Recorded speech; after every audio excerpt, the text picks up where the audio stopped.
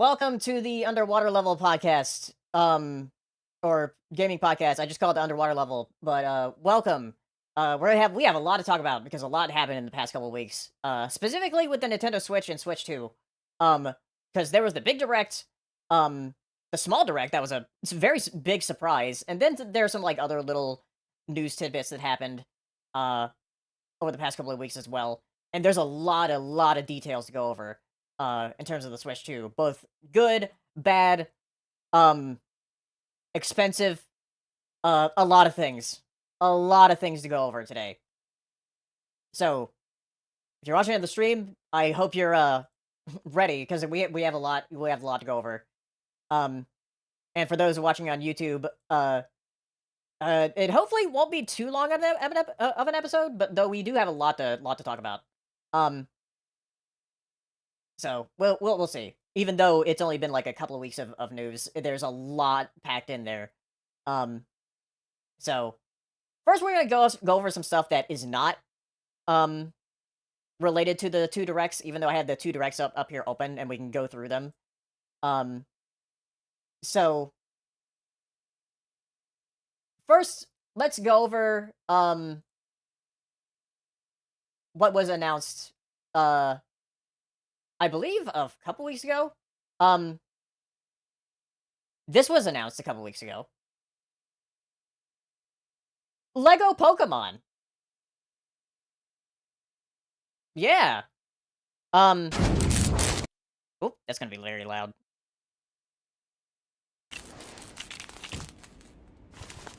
So, I guess Lego got the license to Pokemon now.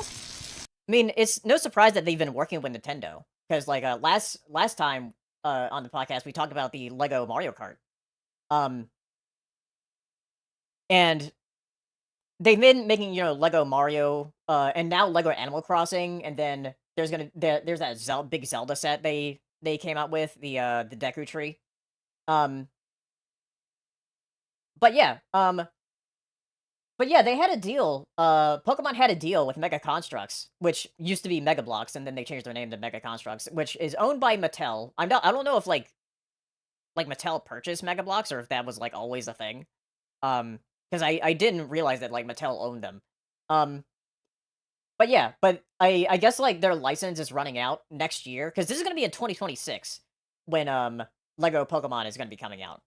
Um, which will be very interesting because I it's so funny.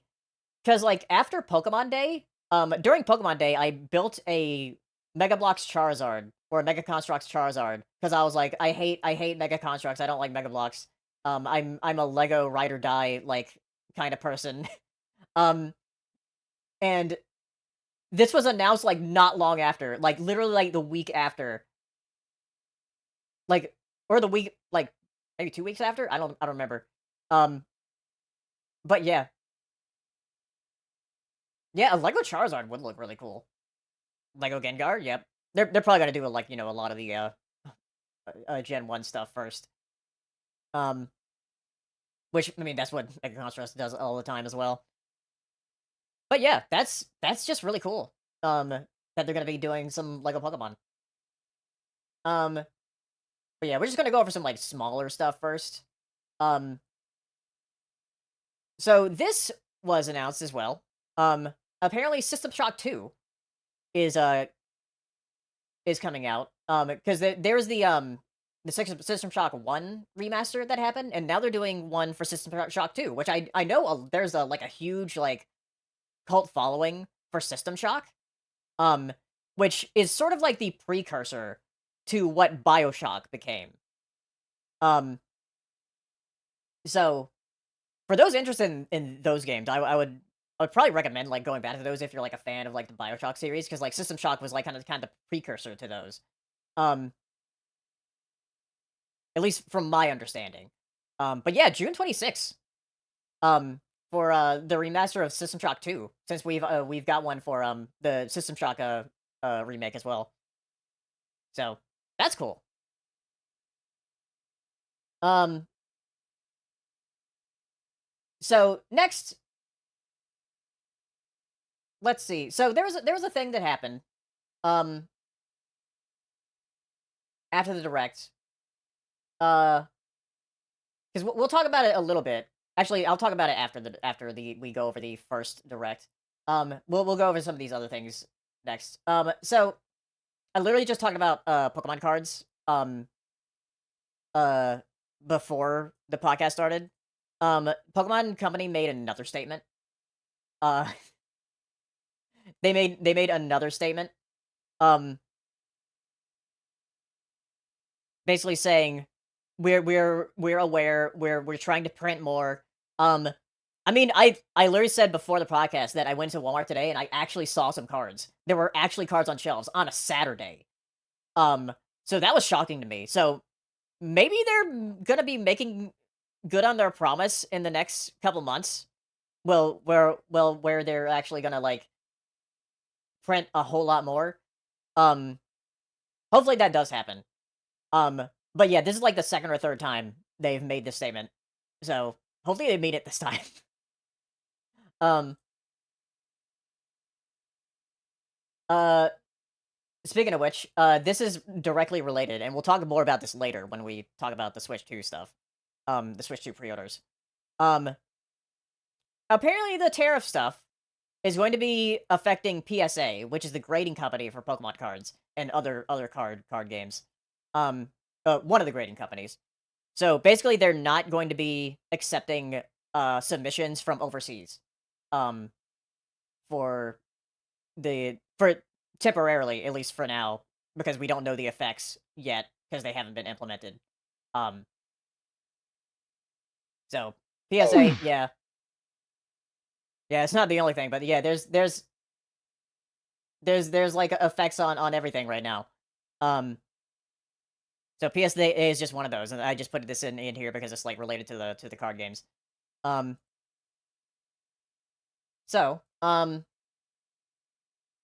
another thing, I'm just getting through all the quick news before we go to the directs. Final Fantasy 9 is having their 25th anniversary celebration this year. And I played Final Fantasy 9 for the first time last year. Um, and Final Fantasy 9, I of the ones I've played so far, I think it's the best one. It's super good. I love it. Um, so Final Fantasy 9 they're gonna have like new merch and stuff. Bunch of these little plushies of all the characters, figures and stuff, necklaces, a vital soundtrack, um, a bunch of stuff. And it did have people speculating about like, so that rumored remake, is that going to happen? Is that going to happen this year, or is it going to at least be revealed this year? Because that was part of the Nvidia leak. From all those years ago, which pretty much a lot of stuff like became true on that Nvidia leak. Like Monster Hunter Wilds was on that. The Resident Evil games were on that. Um, Kingdom Hearts 4 was on that, and that's what people thought. Why people thought it was fake. That Nvidia leak was fake because it had Kingdom Hearts 4 on it, and yet Kingdom Hearts 4 was revealed like the next year. Um, so yeah, it was crazy. Um, so yeah, maybe this year when it hopefully by the end of the year, maybe they'll reveal it if there is a Final Fantasy 9 remake. Um, okay, something was really weird. Um, that happened before the direct. Um, two things happened. And this actually might be in like a future direct or something. But Nintendo renewed the trademark for Nintendogs. That would be a very interesting thing for the Switch 2 to have, because this was like, yeah, they renewed the trademark like right before the well, I don't know if it was right before. Yeah, they did the renewal in like February. Um,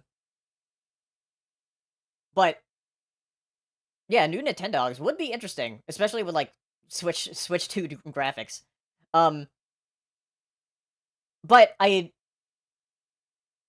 people were thinking like, oh, are they gonna reveal like a Nintendogs in the Switch 2 Direct? And they didn't. However, that could be a future game. Remember that like the 3DS like launched with like new Nintendogs, and Nintendo kind of like thought that would be like a good seller, but it's not really that like big. Like it was big on the DS, but I'm not sure how big it would be nowadays. But we'll see. We'll see if they because like sometimes when they renew trademarks, it'll do stuff like this, or it could be like if they eventually like put Nintendo DS on NSO, they could put like Nintendogs on there. Um, and then one other thing before we get to the two directs, because there's two we're gonna be talking about here. Um, so this was on Gaming Leaks and Rumors. Um, apparently, uh, Embracer did not have dev kits. Switch to dev kits because there was like rumors about like, oh yeah, there's a ton of developers that do not have do not have um Switch 2 dev kits. Um and people are like, oh, that just means it's Embracer because Embracer owns like a ton of a ton of developers. Because like we saw a lot of developers in the Switch 2 Direct that were not owned by Embracer. So um it's probably because like apparently it was because of Nintendo deemed them too chaotic for the moment to have dev kits because like I mean yeah, Embracer's very chaotic with like how they've been like the developers like that have been bought and sold off and all they dissolved or whatever. It's crazy with Embracer. So yeah, so Embracer did not get a dev kit, so they were gonna have to like get dev kits like after the fact, after the launch probably. Um, so if there's any games that will that that are from developers that are owned by Embracer, they're probably not gonna be on the Switch 2 for a while. Um, all right, now let's go to the direct. Not the direct, but the surprise direct. This was announced like a day or two before like it came out and like is the week before the direct, and we were all shocked. We were all completely shocked that I was like, wait, there's gonna be another direct? Like a direct before the direct? And it was a Switch 1 direct. Um and it had a lot of stuff going on. And like they said it was gonna be a 30-minute direct, it ended up being 36 minutes.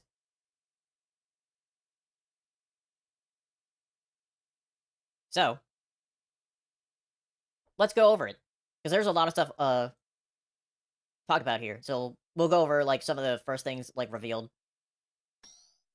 So first they talked a little bit about Dragon Quest 1 and 2 HD, which looks very good. I still haven't played Dragon Quest 3, but I've heard it's very, very good. I haven't played any Dragon Quest yet. I think it still says 2025. I don't think they had like a yeah, a lot of the dates in here are just years. They don't have like straight release dates in here of a lot of things. But yeah, Dragon Quest 1 and 2 HD remake coming out.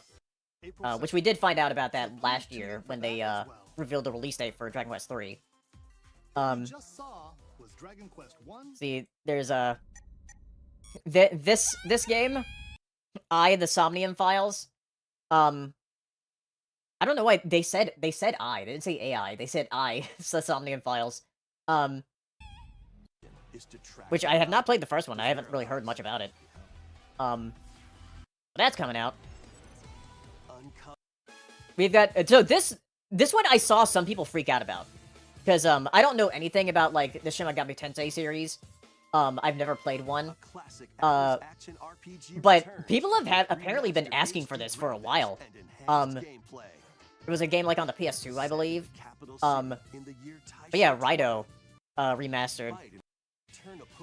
So that's very interesting that, like, you know, Sega and Atlas are, like, bringing a lot of these games back. Then we got, um, Shadow Labyrinth, which we saw this revealed at the Game Awards. And I think it looks pretty neat. It's like a Pac-Man Metroidvania, which I think is pretty cool from what they've shown here too. Yeah, based on the Secret Level episode, which I still need to watch.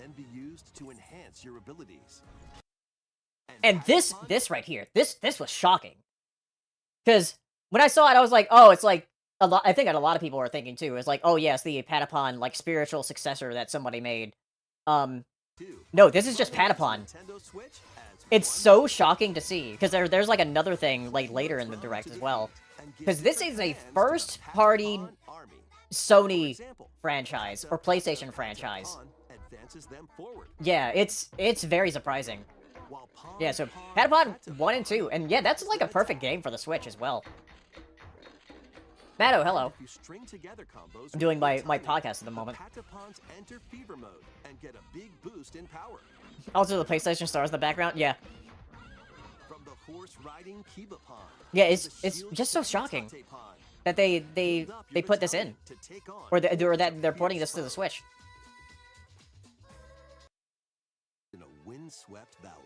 Then we've got Story of Seasons, Grand Bazaar. Tend to your farm while growing crops and caring for animals. Which Story of Seasons is Harvest Moon, by the way. Like, they had to change their name because there's like some weird like licensing issue with Harvest Moon where like the creator didn't have it anymore, so like now Story of Seasons is like the actual Harvest Moon. It's really weird. I'll have to look more into that so I can explain it better. Story of Seasons Grand Bazaar launches on the Nintendo Switch system. Yeah, the game was bought, but the game was not. Yeah. Somebody copyrighted the moon. Yeah. So, and here, we got Metroid Prime. Metroid Prime 4. I'm very excited for it, and we'll talk about more about this later, because, like, there's some other stuff. Figures and other relics. This trailer was a little bit underwhelming, in my opinion, just because it's just like this one area. However, like, there's some stuff that was shown in the treehouse, that I think looked really, really cool. But yeah, Metroid Prime. Looks like Metroid Prime, which, I mean, I'm glad about, because I love Metroid. Yeah, we saw some of this, like, in the treehouse. Yeah, we were very surprised that, like, this was not at the end of the direct. It was, like, in the middle. We got a new suit they showed off for Samus here. We got Disney Villains Cursed Cafe, which I've heard is like Coffee Talk, and it, like, I know there were some people that were interested in this, and it came out like that day. And then we've got this indie game called Witchbrook. Witchbrook, you know what? It reminds me of Owl House. Like, it just looks like a pixelated Owl House. Hang out with friends at their homes. So I know there's a lot of people who are interested in this. I'm not interested in it, but I know there are a lot of people who would like it. Oh, Matt, are you looking forward to it? Yeah. Are you ready for a spellbinding journey?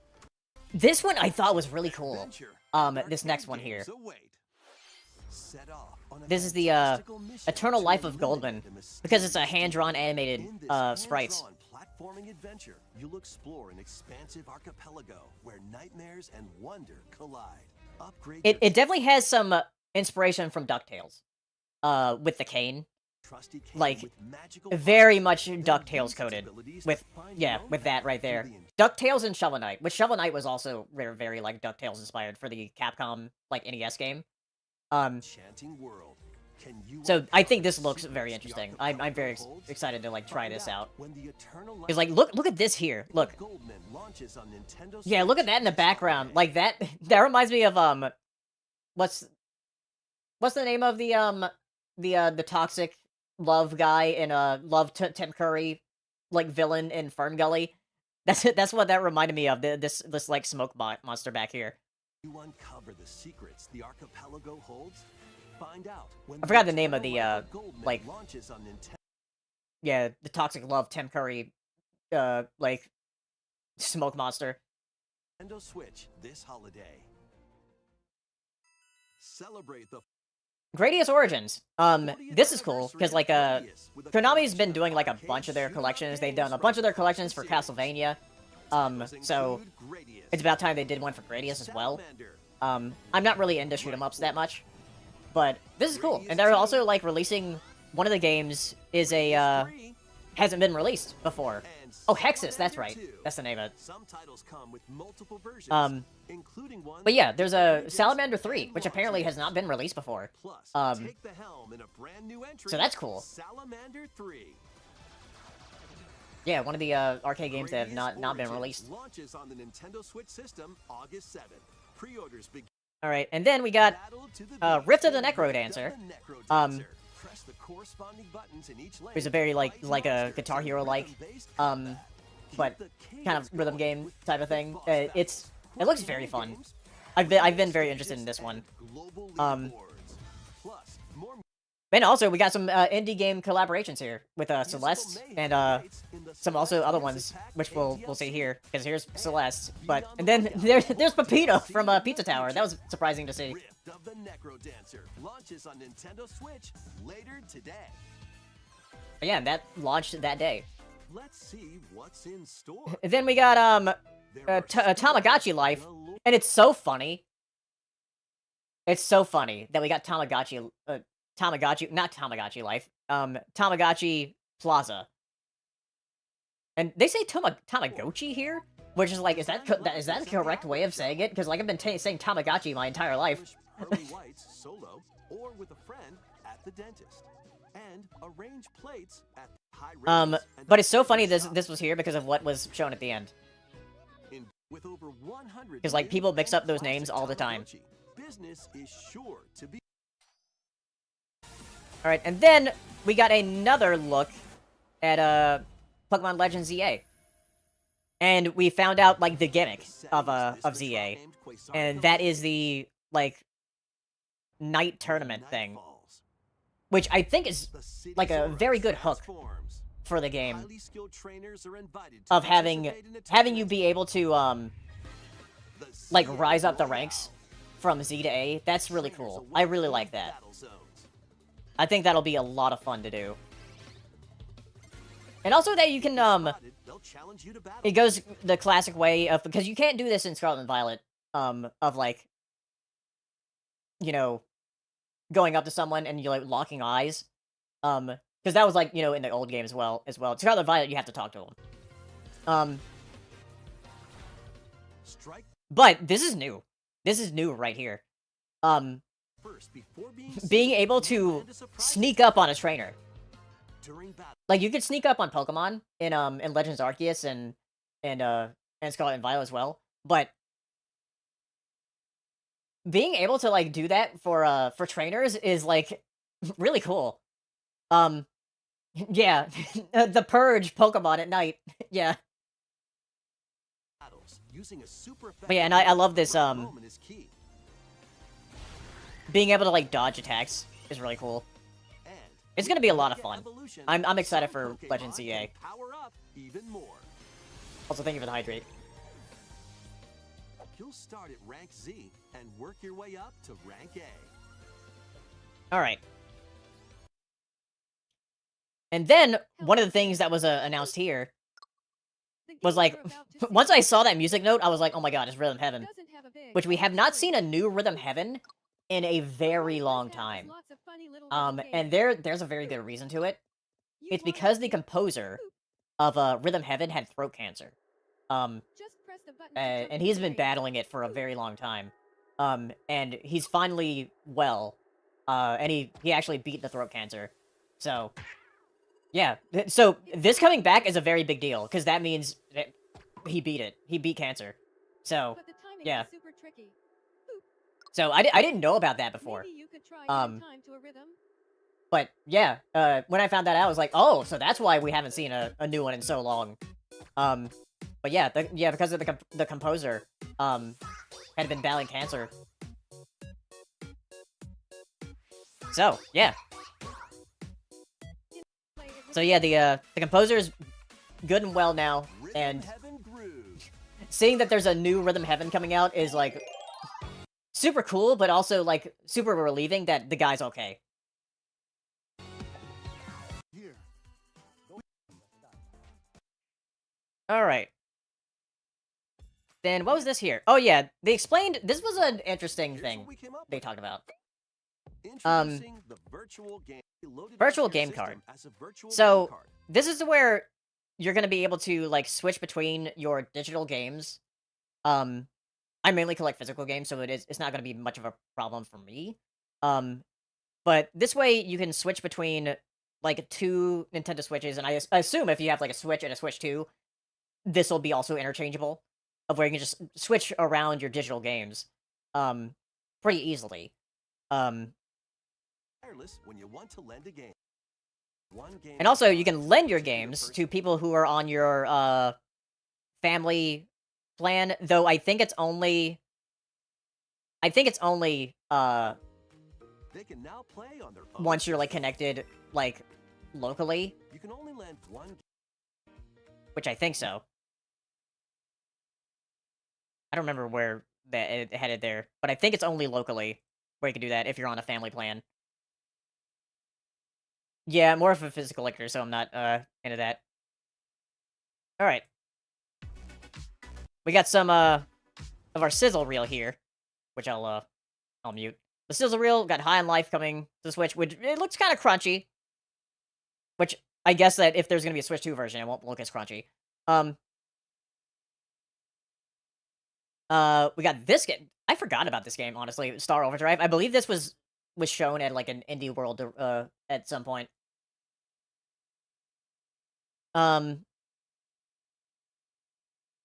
the Wandering Village. I've been wanting to play this because like I saw it on like Game Pass and I downloaded it a while back, but I never like got around to like trying it out.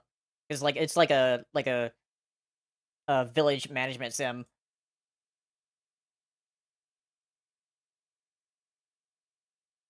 Then King of Meat, which looks kind of silly. Lou's Lagoon. I don't know much about this one. Then, oh, this one definitely looks crunchy. This is the new Fantasy Life. The frame rate looked really bad on this, so I'm guessing that the if there's a Switch 2 version, uh, it'll probably look a lot better. But yeah, like that combat there, like when they were fighting the dragon, and the frame rate looked pretty bad.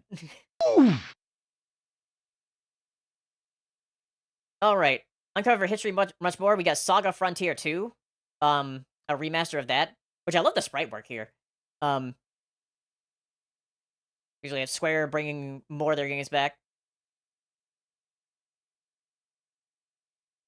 And this was also surprising. Monument Valley. Which I played these games back when they like first like came out on my phone, because they were like the only like phone games I thought were worth a damn, because like you pay for them once and like it's a full game. I've played these games before, yeah. Um, but yeah, I've played Monument Valley 1 and 2. Um, they're cute little like puzzle platformer type games. Well, not even like platformer, but uh kind of mind bendy.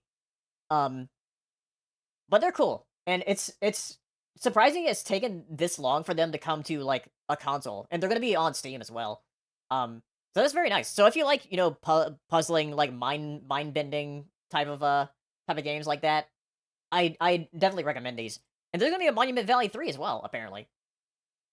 And this is coming out like in 10 days now. Yeah, Mighty Valley 3. And this was the other thing that was shocking. Um, Forgot to put the volume back on. They're putting Brand new entry in the Hot Shots Golf, which Series everybody's is golf, I coming think, is what they onto changed it Nintendo to. Switch.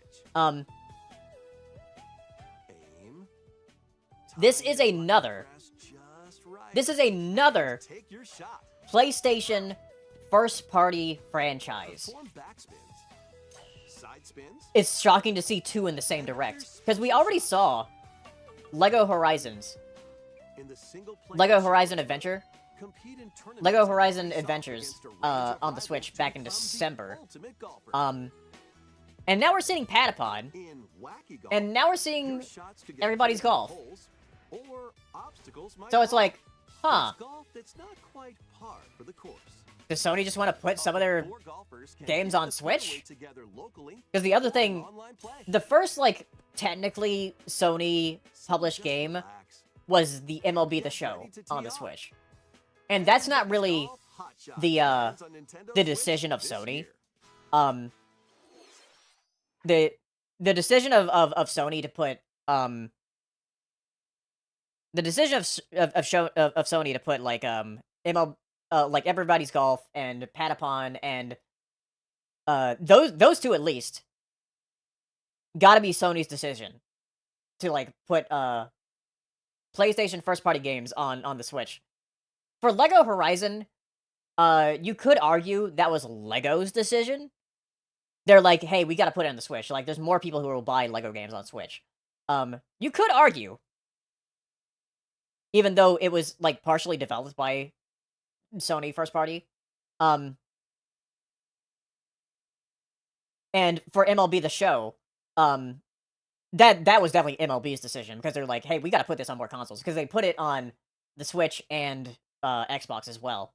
However, for Lego Horizon, they only put it on the PlayStation 5 and the Switch. They didn't even put it on the PS4, which is shocking. But yeah, Patapon 1 and 2 and Everybody's Golf.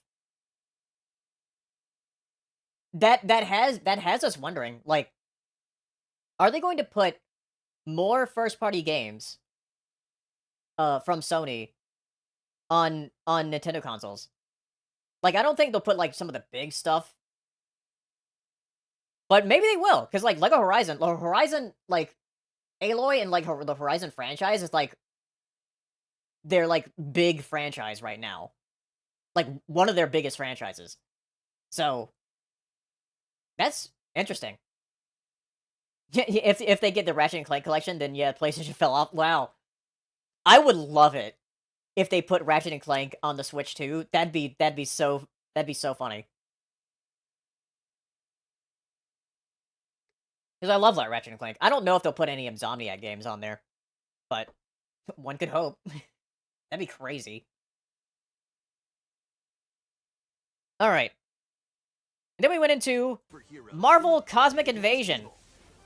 Pair up two heroes from the roster of 15, including the likes This of is from the Spectacular same developer that Spider-Man made and Ferocious Teenage Mutant Wolverine Ninja Turtles take on the challenge. Shredder's Revenge. From close quarters combatants So, to aerial aces, you can mix and it match the very much heroes looks like for an amazing array of their sprite work. Their sprite work is very good. It has that very much that classic arcade feel to it. And Shredder's Revenge, I played it when it came out. It's super good. Yeah, TMNT got one, Power Rangers got one. I think the Power Rangers one is from a different... I don't know if it's from a different, like, developer, but... and there's also a G.I. Joe one, which I think a lot of people forget about that one, but there's also a G.I. Joe one that came out. But yeah, the Shredder's Revenge, that one's really good, and Cosmic Invasion, it looks like it's gonna be really cool. It also has some, like, more obscure, like, characters here. I believe... I don't know who she is. Does anybody know who this character is? Because I know one of them is Nova. Where's Nova here? Yeah, there's Nova. I think that's Nova. Because I don't know, because it's really cool that they're doing that. And also, yeah, they're doing, like, the Marvel vs. Capcom thing. um, where you can actually, like, switch out between 2 characters, in the beat 'em up, which is really cool. So which one? Venom, no. I I know who Venom is. Um, so I believe this is Nova? As Nova? Okay. Laces. Um, You can mix and match a variety yeah, of this heroes for an whoops. Accidentally made it full screen there.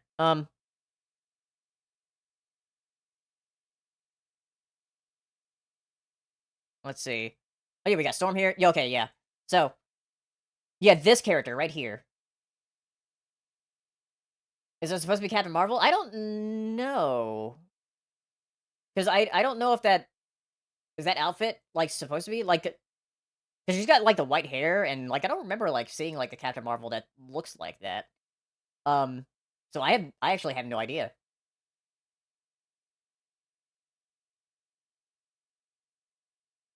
So, we'll see. I'll have to look on, like, the site or something. Yeah, but, yeah, she's got, like, a energy sword or something. It's interesting. Um, alright. And this was, like, the last, like, the last reveal here. And people were like, Animal Crossing? And then they're like, wait. It's Tomodachi Life, which is really cool. There, you happy? Now you can all shut up. Yeah. But yeah, Tomodachi Life. The only unfortunate thing about Tomodachi Life, and also Rhythm Heaven Groove, is that they're coming out next year? So it's interesting that they're gonna have this come out next year instead of this year.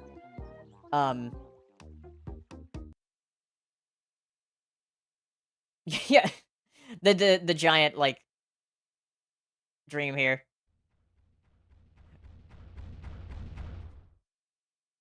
I love that. Did you want to talk? Wow. Um, but yeah, I'm excited for Tomodachi Life. It's gonna be fun. Even though it's gonna take a while. Girl in the Marvel Invasion, it's a Phyla-Vell? Oh, interesting. Yeah, I don't know anything about her. Um,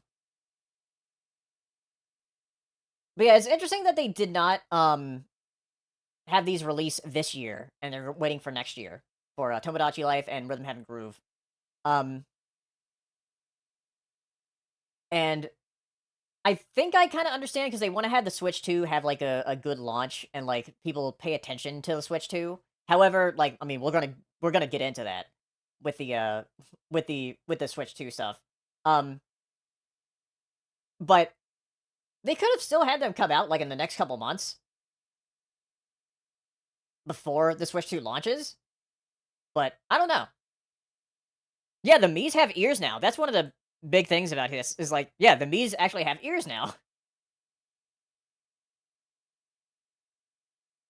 But yeah, it's gonna be interesting. I'm excited though. I did play a bit of Tomodachi Life. As it was actually one of the very first games I reviewed on my main YouTube channel. Um, because it was like a very silly game, and people are saying like Tomodachi Life 2, but technically, um, this is Tomodachi Life 3. Because there was one on the DS that never came out in the US. Or never came out like outside of Japan, I believe. Um, because like I found that out when like the Nintendo Music app added the I found out when the Nintendo Music app added the Tomodachi Life Tomodachi music. I was like, wait a minute. This isn't from the 3DS. This is from the DS. Um so that's interesting. That's really interesting. Um yeah, the only DS game to feature Mii's. I don't know if some third parties might have featured them, but I don't know. Um but yeah, that's really cool. That Tomodachi Life is finally getting another game. Um it's gonna be a lot of fun to play this. On stream especially, like, putting people in the, because I know Liv's been done the Tomodachi Life thing with the 3DS. Um, so it'll be fun to do this on stream. I want to do it with Metopia too, and it looks like from like the way we have the makeup here on the Mii's, it looks like it's going to have the same makeup editor as Metopia, and people have made some like very shocking like recreations of characters in Vtopia. Somebody made my VTuber. It's in the I believe it's in uh one of the sections in in my Discord. Which you're if you're not in my Discord, by the way, here it is. Um, but yeah, they made one of me and Lib and some like um other VTubers. I was like, wow, you can be that detailed with the makeup editor. Um, so that's gonna be a lot of fun. I think I think when Tomodachi Life Living the Dream comes out, we'll have to like put in a bunch of my VTuber friends and just see what happens. That'll be a lot of fun. I'm excited. All right, and then the last thing they talked about was Nintendo Today, Since 2011, um, Nintendo Direct has delivered. which is they were talking about like the all the directs they've done over the years. Oh yeah, and this was kind of sad here about like because he did the same motion and people were getting kind of emotional about it because that's the thing that Iwata would do. Would do like the directly to you like motion. Because we haven't seen a lot of them do this in a while. Because that was Iwata's thing. Um so Nintendo Today is basically like a news app for Nintendo like news. And they're gonna be putting a lot of other stuff. Because like I've been noticing a lot of stuff here on the Nintendo Today app that is um not on any of Nintendo's socials. Um but yeah, it seems like they are going to be um utilizing this a lot. And there's actually a lot of things I do want to like talk about in terms of this app. Um so here's one interesting thing about the app I thought was neat.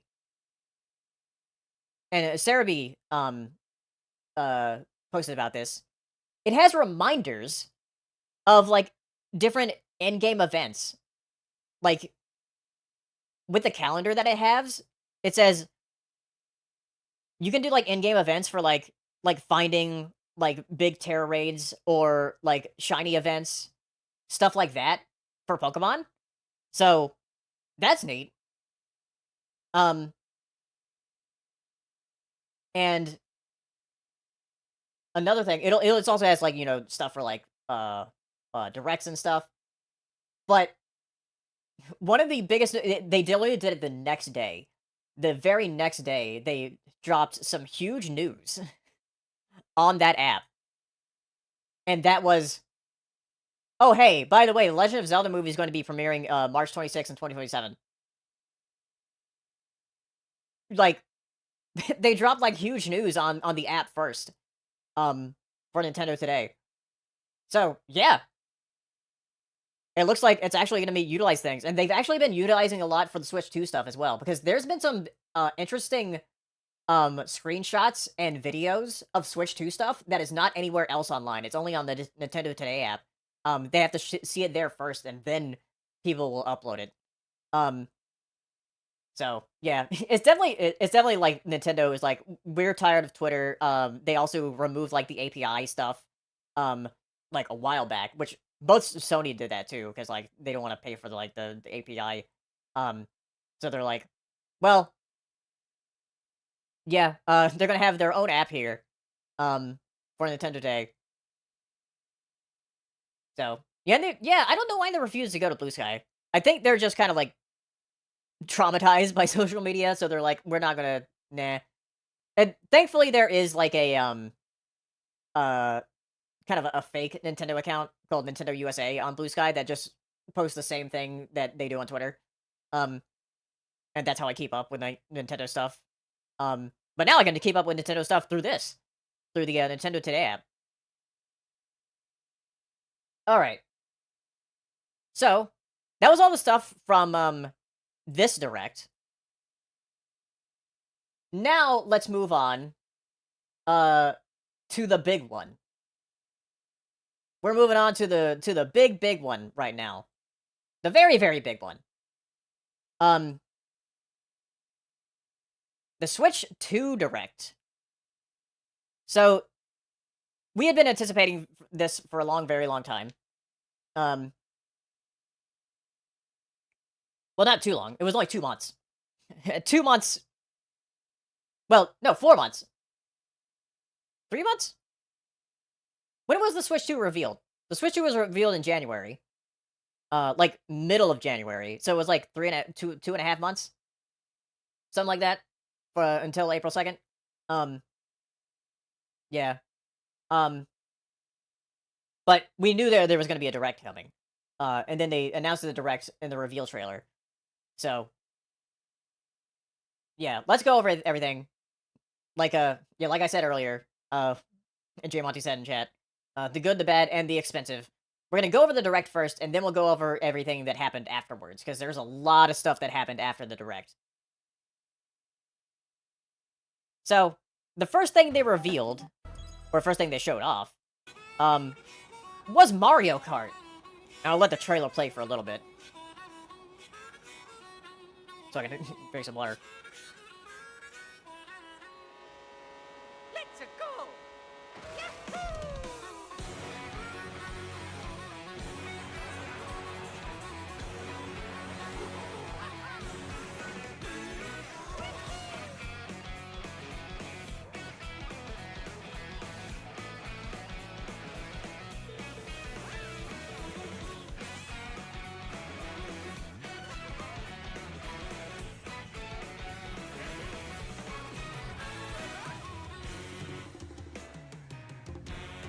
It's not just any old Mario Kart. Yeah, it's a big Mario Kart. Very big. The biggest I think we've ever seen.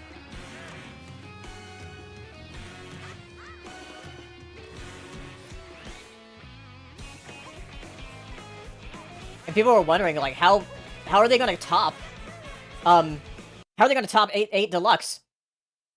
You know how we're gonna top 8 Deluxe? Cow. That's how we're gonna top 8 Deluxe. Cow. Yeah. Oh, we got some new power-ups. That was a Mega Mushroom. Yeah, I don't know if that was in Tour, but yeah. Cow. Oh my god, where did you get that cow emote? Yeah, we got cow and dolphin. We got some new like power-ups that happen like on the track itself, and you see that like semi-truck.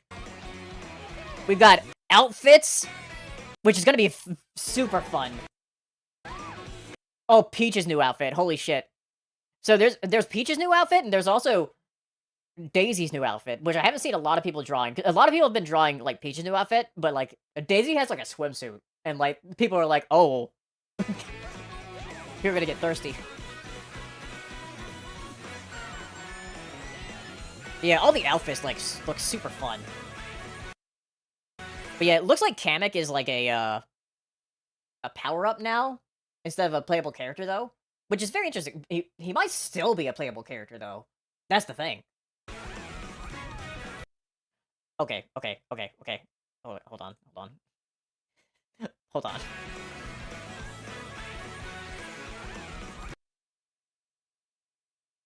Whale. I don't think I've ever seen a Mario whale. I've seen Mario dolphins, which, I mean, we'll go over that too, because there's gonna be a dolphin character is gonna be able to drive a cart. But a Mario whale? I don't think I've ever seen. So, yeah, that's exciting for me. You know I love my cetaceans. Was there a whale in Bowser's Fury? I don't think so. No. There's Plessy. Like, that's a dinosaur.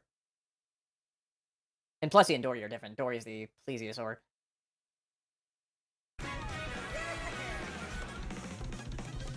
Yeah, Mario Kart World.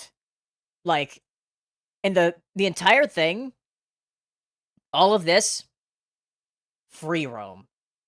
That's so exciting.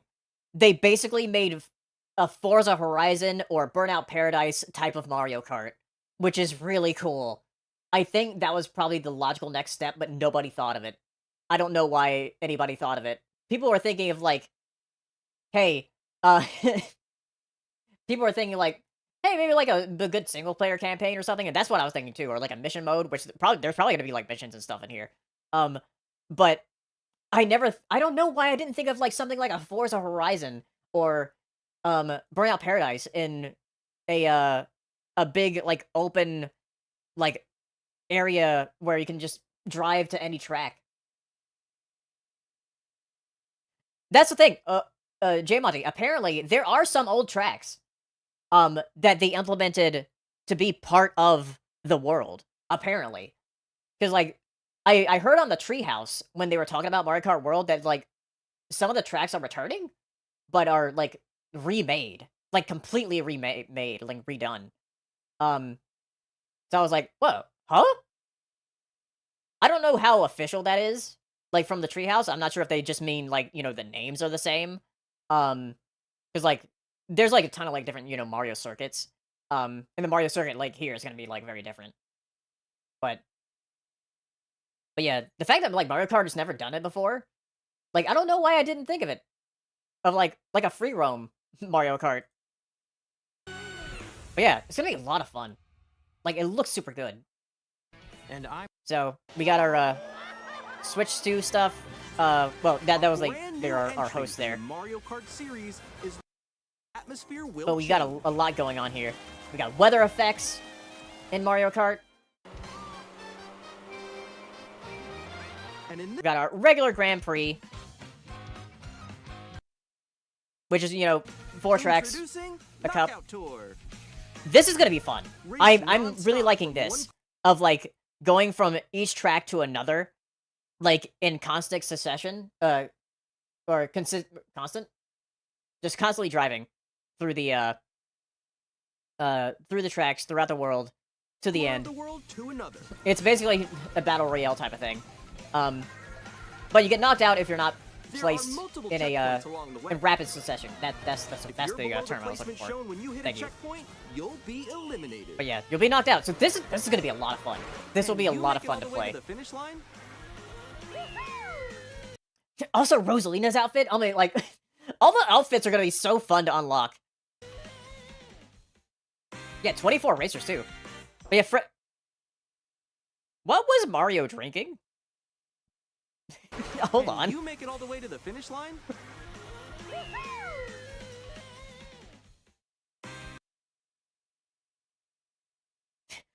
Yoshi's drink. It's just like Apple PBR. it is Mario drinking and driving.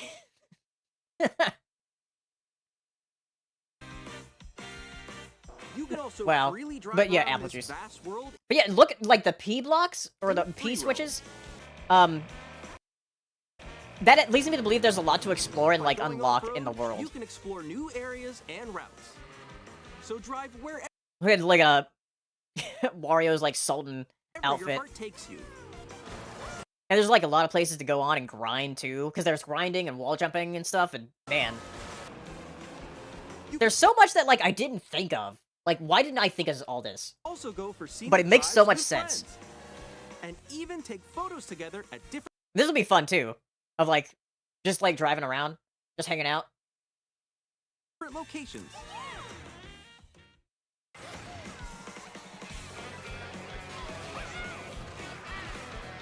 It's a world tour. Also dinosaurs. There's a dinosaur track. I've seen more like the dinosaur track too, and there's like more than just the sauropod there. I'm a dinosaur track, a dinosaur world, dinosaur area that I can free roam in. I love that. And there's whales. It's literally both of my main interests are like tracks. A brand new race Oh, yeah, across nabbit. the entire world starts here. Mario. But yeah, this here. Okay, so yeah, we've seen like Peach's new outfit. Pauline's got a new outfit there. I didn't see that either, because there's Pauline's outfit. Um, but like, look at Daisy.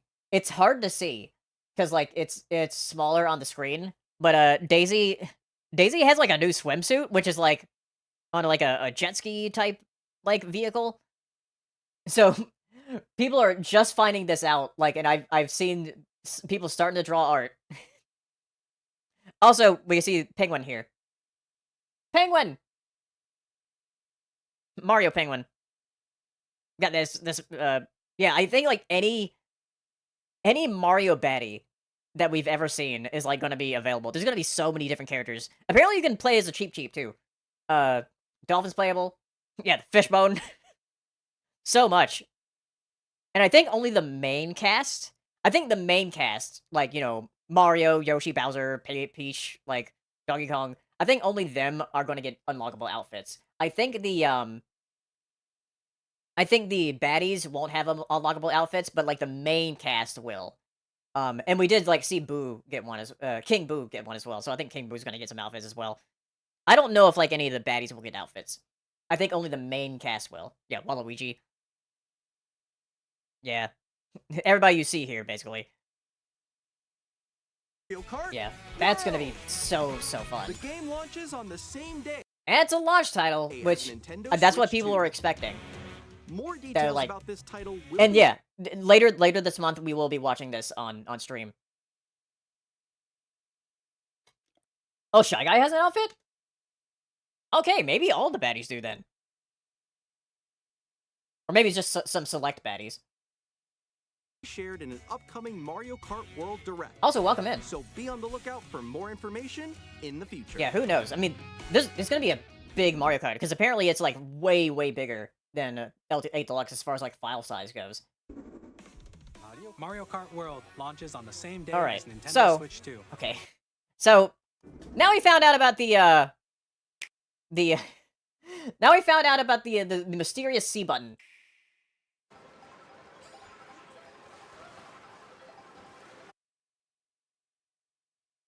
I made a joke about this. I made a post on Blue Sky of like, the Squidward being alone in the void.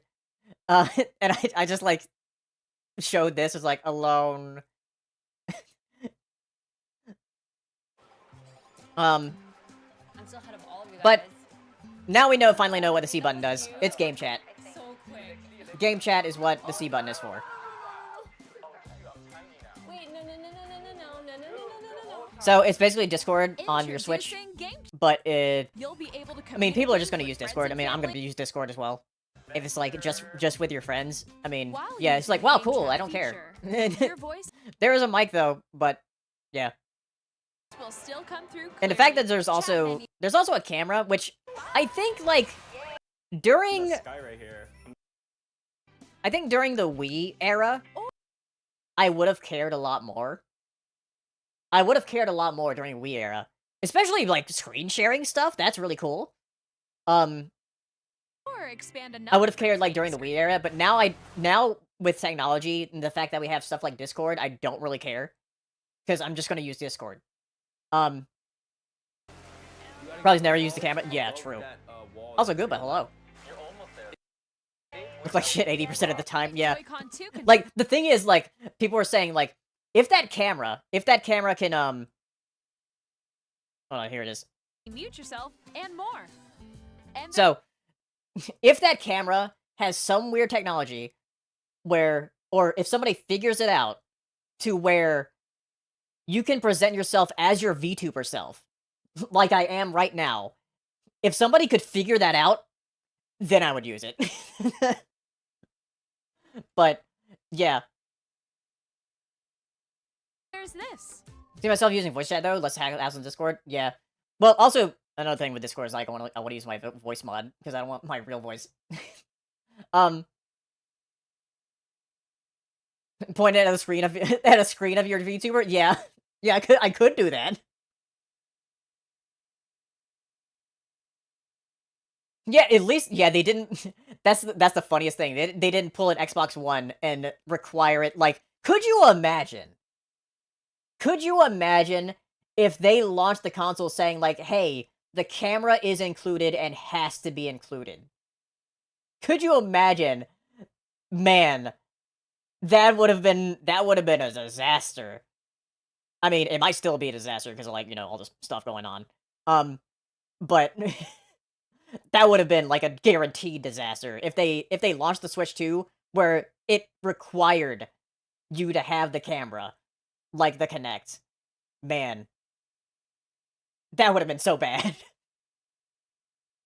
um, but yeah, Thanks. Mario Party stuff.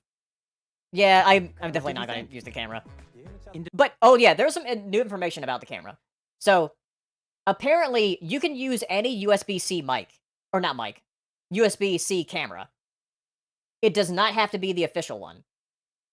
Yeah, the frame rate is very funny. So you can use any USB-C camera, which that is very good news for anybody who doesn't want to buy the official one. There's also the Hori one that came out that looks like a piranha plant. I think that one's kind of cute. But yeah, that's good news. Also, hello Crimson. All right. So yeah, that's what that mysterious USB-C button at the not button, USB-C port at the top was for. Though I guess other accessories going to be using here. But yeah, looks like any USB-C camera will work. So, but yeah, it's going to be during a trial at the moment, an open access period until like March of next year. So we'll see. Then we got parental controls, new parental controls, so you can which thankfully they do, because like there are some freaks out there. If I had a kid, I would not allow them to use the camera. Like it was like no. For example, don't parental permission is don't use it online. When a child wants to use game chat to play with their friends. Like if I know the friends and stuff, I would be like, okay, sure, but like not with random strangers, which I don't think you'll be able to. Like with strangers, I think it's only in your friend group for game chat. I don't know if you can use it with strangers, but we'll see. Yeah, Bowser Jr. Best pals with the Goomba. Goomba and Boo. And Spike? And different settings can be adjusted. Yeah, it's kind of random that Spike. For example, Yeah, they remade they made a new one. They made they remade the original one and they made a new one. They made a new one for this stuff. And it's very cute. parental permission I love is these like always required when a child things here. It's funny because like the when you can make notes about hold on, let me bring it up too, because it's very cute. Hold on.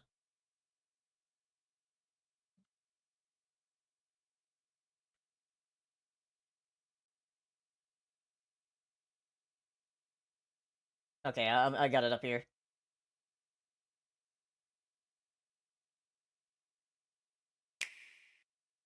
Alright, switch controls when it comes to game chat. So this is the other upload they did. Yeah, Bowser is best dad. So, system. one very funny thing here. Approving friends.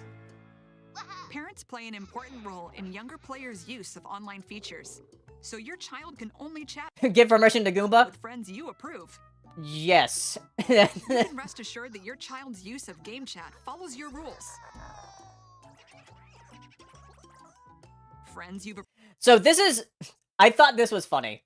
How you can like add in like notes about the friends, and it's just funny to see like the notes for like, so Goomba's a soccer buddy, Boo's shy classmate, makes sense.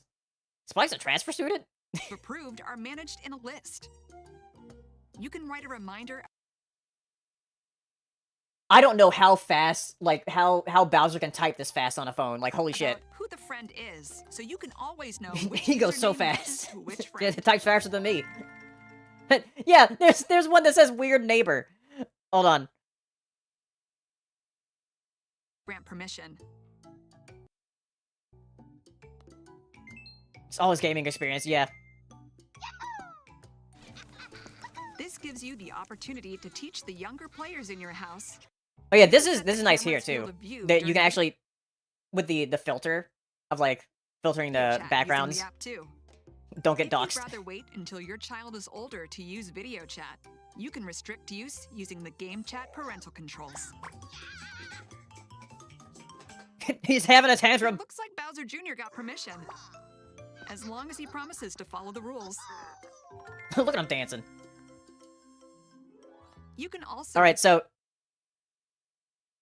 yeah, here's the other ones here. Okay, Shy Classmate used to can visit a also- lot. Koopa Troopa. view your child's chat history. Quirky neighbor, always jumping. Yeah, This that's all they feature have right now. allows you Of to like, see who what your child has played with and for how long. yeah, who he's played with. All right. So, Child wants to use game chat to play with their friends. And play together. But on Nintendo Switch 2, This you is can play interesting. together locally on Um, multiple systems game share. using just one game with game share. so this is Here, this is the even comeback games of the that require DS. multiple screens can be Um, played if one A lot of people were thinking like, oh yeah, the top port's gonna be for like a second screen or whatever. No, the DS is coming back in this way. person owns a compatible game.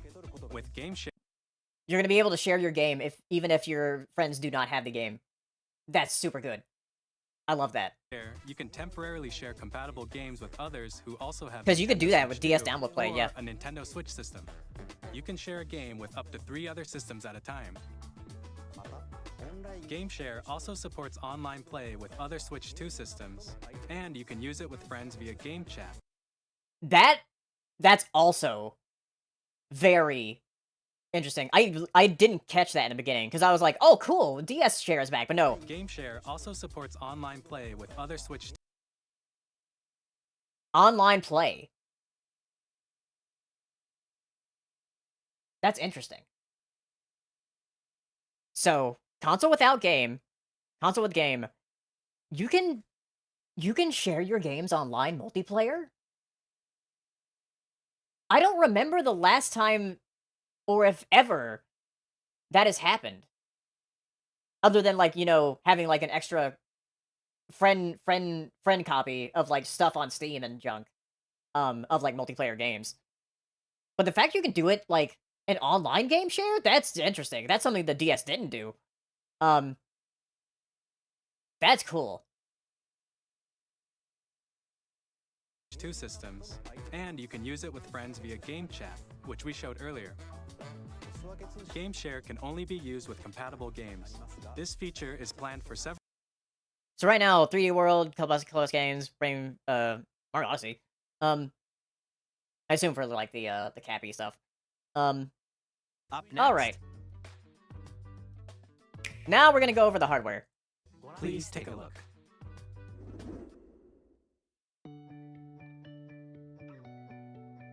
Same thickness. At 7.9 inches, Switch 2 has a So, bigger bigger built-in screen. screen. Also, I missed it. There was the dolphin. Hold on. Look, 7.9 inches, Switch dolphin right there. 2 has a bigger built-in screen. Also, I missed the mini map. There's a little mini map here. Here's how that compares to Nintendo Switch. The system's thickness remains the same. So yeah, it's bigger, but same thickness. With approximately So people were thinking it was still gonna be 720p display, but double the pixels compared to Switch, you can enjoy games in 1080p? greater detail on the 1080p screen. which is like, okay, cool. Having a 1080p screen's very good. This is what was shocking. 120 FPS. I don't think people were expecting that at all. Have like a high refresh rate screen, and like having it's also, they didn't actually talk about this, but it's like, it's also The variable screen refresh supports rate. up to 120 frames per second, allowing for smoother gameplay in supported titles. Oh, this is a Mario Wonder model. The LCD screen is more vivid and supports HDR. Yeah, and it's HDR, providing- which is also surprising. It's like, oh, it's an HDR screen? Because I know LCDs are getting like getting better. More contrast between light and Like dark it's not areas of the it's images. not gonna look as good as an OLED, but it'll look like as good as it can The compared to all-new an OLED. Joy-Con 2 controllers connect magnetically. Strong magnets keep the controllers firmly attached to the system. Detach your controller easily by pressing the release button on the back. LCD. No, they literally said HDR. Like, it's an LCD screen that supports HDR. Like, I literally have an LCD like 4K TV that supports HDR. Like, Areas of the images. The all-new Joy-Con 2 controllers connect magnetically. Strong magnets keep the controllers firmly attached to the system. Detach your controller easily by pressing the release button on the back. but yeah, bigger. This is gonna be fun, but I'm still probably not gonna. I don't think I've ever used a single Joy-Con, like to play games like this. Like I don't think I ever have. It's nice it's bigger though. SL and SR buttons are One interesting thing about these is that these buttons are metal. They're not plastic. bigger for greater comfort and control when playing with a Joy-Con 2 held horizontally. Oh, using Mario Party? Oh yeah. The left and right sticks are now So larger. the control sticks are bigger. I think it has been confirmed that they're Hall effect joysticks. So hopefully there's not going to be like Joy-Con drift anymore. Each Joy-Con 2 we got our mouse controller control. can be used as a mouse to play with compatible games. Both the left and right Joy-Con 2 support mouse controls. Yeah, drift By would be a adjusting deal the breaker. audio balance between the ranges, So sounds better from the speakers. built-in speakers are clearer and more I natural. mean, I would probably handheld use it and like tabletop mode, modes. like, you know, if I'm like visiting, like going to a convention or something. It has a built-in microphone, so you can voice chat with friends anytime via game chat. Yeah, the mouse leak was true. It also uses noise-canceling technology. That noise to filter cancellation for the sounds, mic, so which is your voice interesting. will come through clearly. Got Even if 3D you don't audio, have a like, surround sound Sony's system, talked about this too with games the can be PS5 enjoyed with more 3D audio. immersive, three-dimensional sound, as if it were coming from all around you. I'm just gonna like speed up a little bit.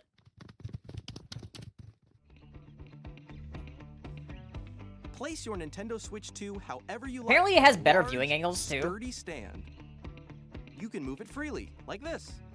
But yeah, that's very nice. And from the videos I've seen of like, you know, hands-on impressions of like people who are at the New York event, it looks very, very sturdy with that kickstand.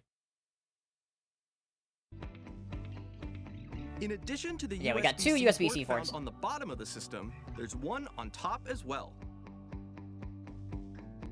It's handy for connecting a USB-C camera or charging in tabletop mode. But yeah, I love that they showed it in tabletop mode. Because like I've definitely had experiences when I've like played my Switch at a convention or something, and I had to charge it, but you know, you can't charge it when it's on tabletop mode because like the USB-C is at the bottom. So I'm glad they put one at the top.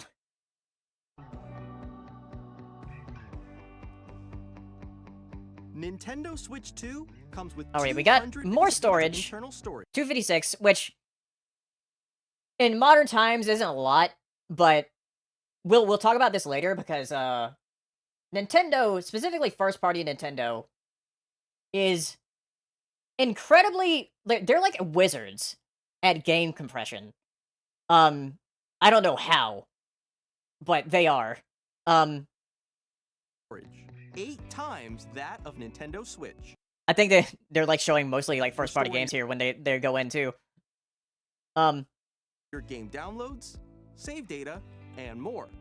Reading and writing data is also faster.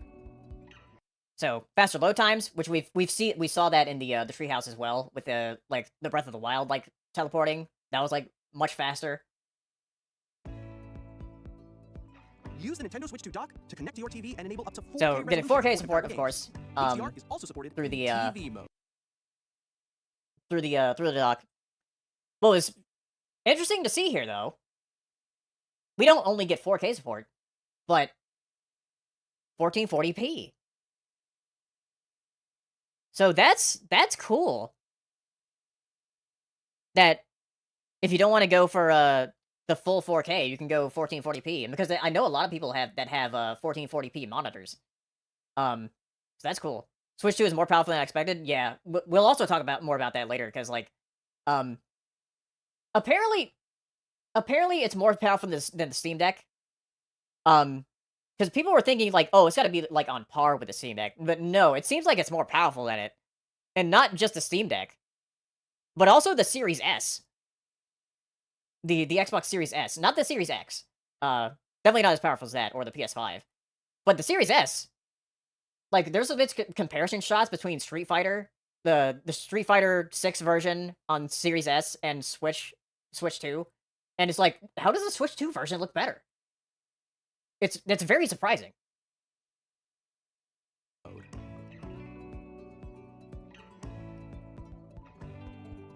yeah, we got fan ventilation, of course, which the original Switch did not have a fan in stock.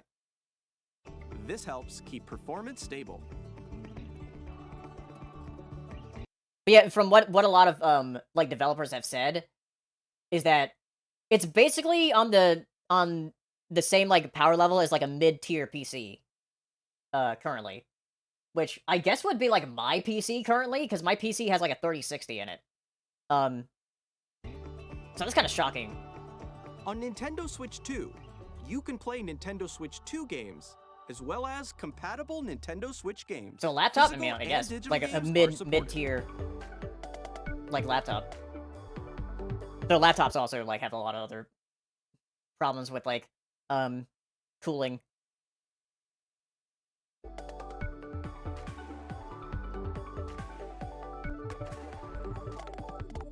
All right. So that's like going over all the hardware stuff. We redesigned the system from the ground up and packed in Okay, lots here's of new this thing here. Switch 2 welcome tour, I'm standing over here. which I did see the Okay, treehouse everyone, for this join me inside the game. of some of the little games and stuff There they were are a doing, lot of question which I mark thought icons was here. interesting. They actually have like one interesting little tech demo where they show the entirety of Super Mario Brothers level 1-1 like on a 4K display, which is very interesting to see. However, they should not be charging for this. Not at all. Even though like I think it's probably gonna come out at like $10 or something. Because like the price in Japan I think is like something like 990 yen. Or something like that. So like $5 or $10, like I mean it's still it's funny because like it's still gonna be probably worth it more than 1-2 Switch at launch. Because remember, 1-2 Switch, people thought that was gonna be a pack-in. And that launched at $50, which was ridiculous. But yeah, this should have been packed in with the system. And I don't know if they're gonna change anything about it as far as like it being packed in or not, or maybe at the very least, have it to where NSO subscribers get it for free. That's like the minimum they can do.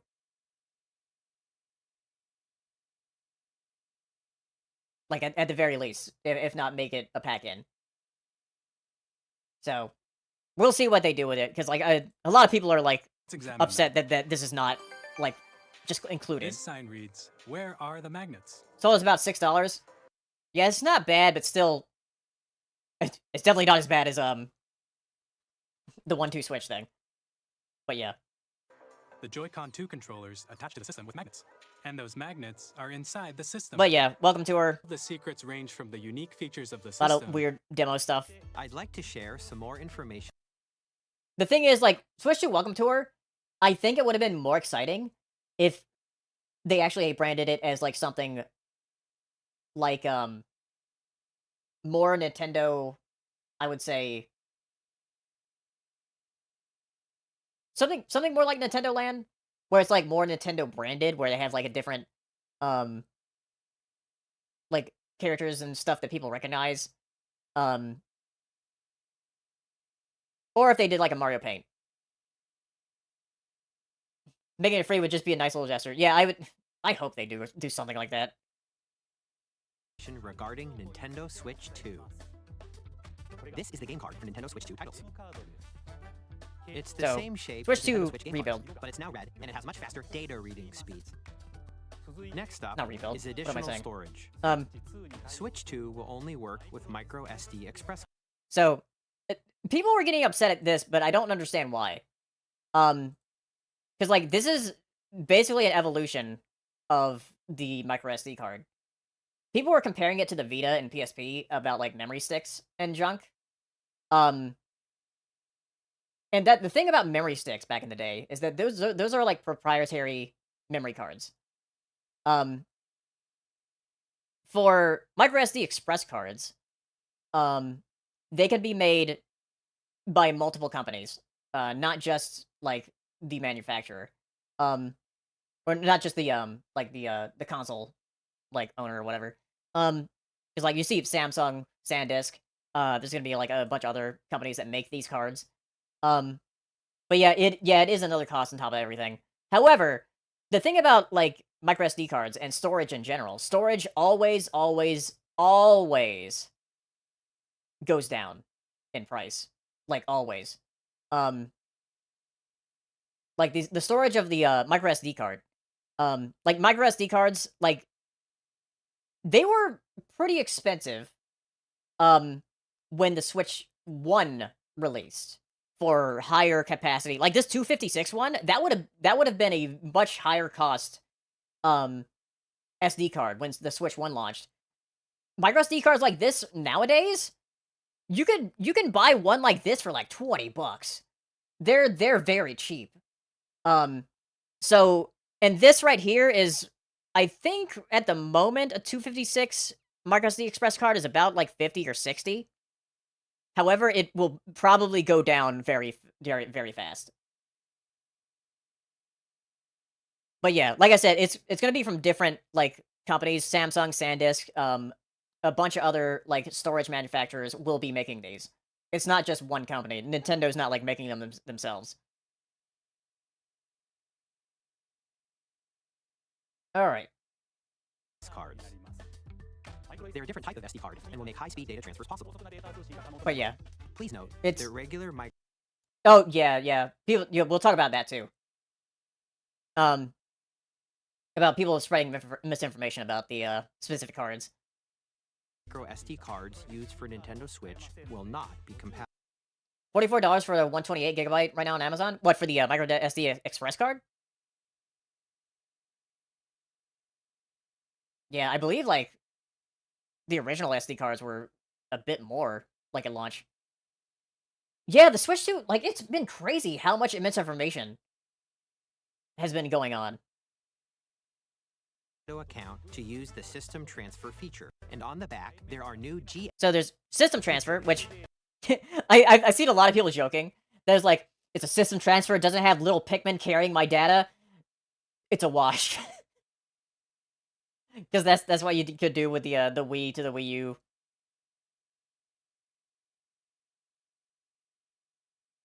$60 for the 256. Okay, that's not too big of a price increase for double the space. With the C button, which launches. I probably won't get a micro SD express card though until I start running out of room though. That's the thing, and by then they'll probably be cheaper. Is game chat and on. Or the game chat button. I do like the new Pro controller. It has these two extra buttons. I don't know if I'll ever use them, but I might. But I like the little white accent with the on the top of them. Button controls. There will also be. Yeah, a button, dedicated button for chat is a bit much. Yeah, they could have just put it as like the home button. I guess it's so you don't. I guess it's so you don't like interrupt your game. An Ask the Developer article on the website, where the three of us will talk about the development of Nintendo Switch. You mean Galaxy 2. Pro controller? We Oh hope yeah. You'll check that out as well. All right, so They Get announced to a release date here. experience Not the price though. That was announced afterwards. Yeah, all of the Switch 1 all of the Switch 1 controllers, Pro controllers and Joy-Con are backwards compatible. Like you can use them, like wirelessly and stuff. Obviously you can't like, put your Joy-Con on the Switch 2, but you can still use them on the Switch 2. Like as far as like wirelessly. Yeah, the Joy-Con are as well. So that's very nice. So please wait just Type is Nintendo Switch 2 So game. here we learned about the different games. We got Switch These 2 games games. take advantage of the performance and features of Switch 2. The second type is We compatible got games Switch, released on compatible Switch. Oh yeah, there's a big thing too. So apparently this is the American Direct. And you notice something weird up here? That's not Yoshi's Crafted World. That's Yoshi's Woolly World. So did they accidentally like reveal a new Switch 1 port? Yeah. Yoshi's Woolly. So there might actually be like another direct coming out later this year where they go over like Yoshi's Woolly World and probably Kirby Planet Robobot, because that's also been rumored for a long time. Or it might be next year. I don't know. Because it does seem like they do want to still support the Switch 1 for a while. Like I said earlier, with the Switch 1 Direct, with Rhythm Heaven Groove and Tamagotchi Life coming out next year. So they're definitely going to be supporting the Switch 1 for a while. Nintendo Switch. Nintendo Switch 2 Edition games. Yeah, it only are happened in the third US type. Direct, for whatever reason. So, Some games Switch 2 released on Switch editions. will receive upgraded versions that offer things like improved visuals, unique ways to play on Switch 2, and more. Now, I'd like to show you the Nintendo Switch 2 Edition. So, of we got Super Mario Party Jamboree. Please. Grade on Nintendo Switch 2. We got Jamboree TV, which is adding a bunch of new extra stuff with the both the mouse control and the webcam. Mouse controls. Audio recognition. And the mic, More apparently. expressive rumble. And gameplay that uses a camera accessory. Yeah, All I of wish it they can made be new boards accessed too. on Switch 2. There's not a lot. Let's check out 3 new and updated I mean, there's modes. more than Superstars, but still. First up is Mario Party mode. With a single camera, up to 4 players can join the festivities. You'll be able to see each other's faces as you play, so you can experience all the Why is he doing that? reactions and emotions in real time. Or 4 friends can take the party online. But yeah, this is cool, I guess. Live, a mode where the light layer team wins. I did see this Bowser on Live Stage 2. the Bowser Live stuff on Lots to the collect the Treehouse. most coins. Guide an RC I thought it car was to kind of the funny, most, but and compete in other I mean, I'm minigames probably using not gonna. movement Yeah, welcome back, iToy. and sound. Welcome back, iToy, and welcome back, Connect. Finally, take a ride on the You guys were just too Control early. Carnival coaster. With the safety bar lowered and secured, you're off. Use mouse Also, the Wonder Flower is interesting to see. Joining in Mario Party. controls to shoot down enemies while you feel the bumps and rumbles of the coaster. When you enter a pipe, So Mario a Party minigame will Jamboree, that's begin. going to be one of the Switch 2 Edition games. There's a bouldering game where Which Switch they talk 2 about Edition upgrade packs plus here. Jamboree TV by purchasing an upgrade pack. Please look forward to a new Mario Party experience, where you can see each other's reactions while playing. Let's continue presenting some more Nintendo Switch 2 Edition games. So, Zelda Breath of the Wild Nintendo and Switch Tears of 2 the Kingdom. editions of The Legend of Zelda Breath of the Wild and The Legend of Zelda Tears of the Kingdom feature enhanced resolution. So and I frame saw a lot of this on the Treehouse as well, and it's kind of surprising how much they're adding to it. Not as far as like visual improvements go, because visual improvements I've seen the side by sides, rates. and the side by sides like it definitely looks better. And also It supports definitely runs better, and you know that they knew because they showed this as like, oh yeah, the Korok Forest. HDR. Look, it actually which runs makes the good now. image more vibrant. Because like the Korok Forest was the worst, the absolute worst place to be, in in Breath of the Wild and So Tears you of the can Kingdom, play because with like of smoother, the slowdown. higher definition graphics. It was a little bit better in Tears of the Kingdom, but like, man, it was very Plus, much so slow you down can in get Korok even Forest. more out of your adventures in Hyrule using Zelda Notes. So this is interesting. The Zelda Notes thing, I saw a bit of it because I was like, I don't know if I'll actually use that if I wanted to replay the game. But then I saw the stuff on Treehouse and I was like, oh, This new feature can be accessed via the Nintendo Switch app on smart devices. It's a game-specific service that's exclusive to the Switch 2 edition. I might actually make me use the app. Like, I've never really used the Nintendo For Switch example, app. it can help guide you to various locations, like shrines and Koroks you haven't found yet. Guidance activating. Like, helping with, like, finding Proceeding. Koroks and stuff, that's neat. But there's, like, other stuff here that Cool. I'm pretty You can interested share your in. creations using QR codes and send them to another player to create in their game. Like, the QR code stuff. Like, being able to share your items with other players is really cool. We hope these features will make your adventures even more enjoyable. Because they didn't talk about it here, but you can share your items that you found with other players that are playing the game. That's really cool for people that you're friends with. You also have like achievements and stuff, like on the Zelda Notes thing, which I think is really cool, and like a bunch of different like stuff mapped out. So I think that's really neat. In Kirby Right, and Forgotten Land. Also had frame rate problems. However, it was mainly with the enemies. Like, if the enemies were kind of far away, they would have, like, a low frame rate. You know, kind of like some of, like, the Pokemon games are kind of like that. But, man, You'll be able Kirby's to gonna look enjoy an really additional good. story exclusive to the Nintendo Switch 2 edition, along with improved graphics and frame rates. This story takes place in the Forgotten Land after being struck. Enemies kind of looked like it was an intentional style, even if it wasn't. Yeah, I think it was intentional, like, to make sure the game didn't, like, slow down too much. Like, when an enemy was far away in Kirby's Forgotten Land, they had, like, a little low frame rate. But when you got closer, they were higher. But now it seems like all of it's like, oh, it's like a causing consistent some frame rate. Mysterious changes.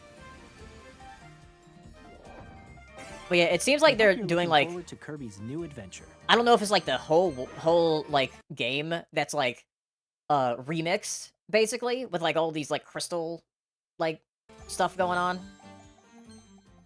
Metroid Prime that'd be fun to, 4 like, Beyond replay will it. have both a Nintendo So, Metroid Switch Prime 4. and a Nintendo Switch 2 edition. So I was wrong. I thought Metroid Prime 4 and Legends EA would only be Switch 1 games. But the fact that they're having Switch 2 edition is like, oh, I definitely want to play Metroid Prime 4 on the Switch 2 now because like after seeing the Treehouse, I was shocked at like how good it looked.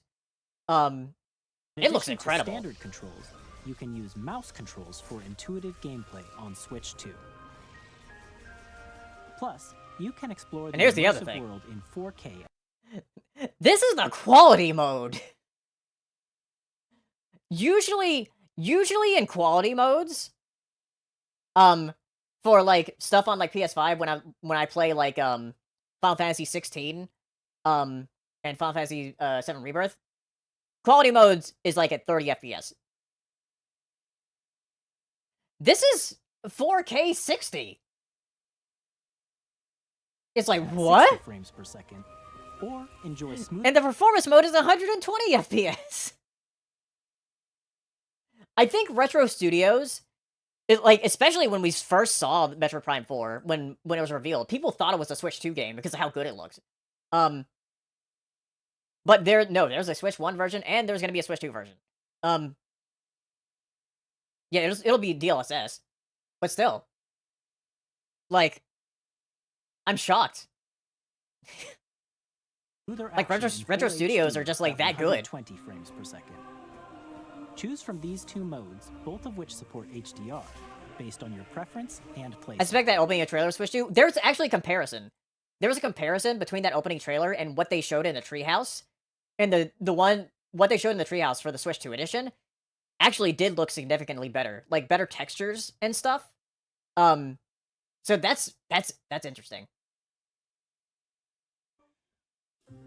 Plus, I don't think YouTube supports 120 Pokemon FPS. Legends Yeah, they don't. I don't think they do. But yeah, the fact that Metroid Prime 4 is gonna like look even better. So that's great. ZA, So which is yeah, scheduled to launch- I did not think. Also, DJ Fluttershy, thank you for the stream treat. I'm kind of shocked they did. Any PC games 120? Oh yeah. There's a ton of like PC games. Like Counter-Strike goes up to like 240, like insane frame rates. Like there are like 244 hertz monitors or whatever, or 284 hertz monitors. But also we're about to get an ad break, but I do want to talk about like Pokemon Legends. I'm during the ad break. I actually might go get some water because like I'm always running out because there's still a lot to talk about. um, Later this year will not only But receive an Nintendo Legends Switch EA, version, I'm but a glad they Nintendo showed Switch this because I didn't think there would be one. I didn't think there would be a Switch 2 edition. I gotta be honest. edition as well.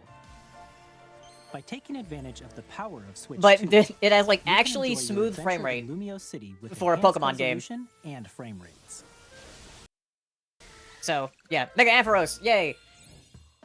The Nintendo Switch 2 edition All games right. you just saw will be available as both physical Yeah, and upgrade digital. packs and also Zelda.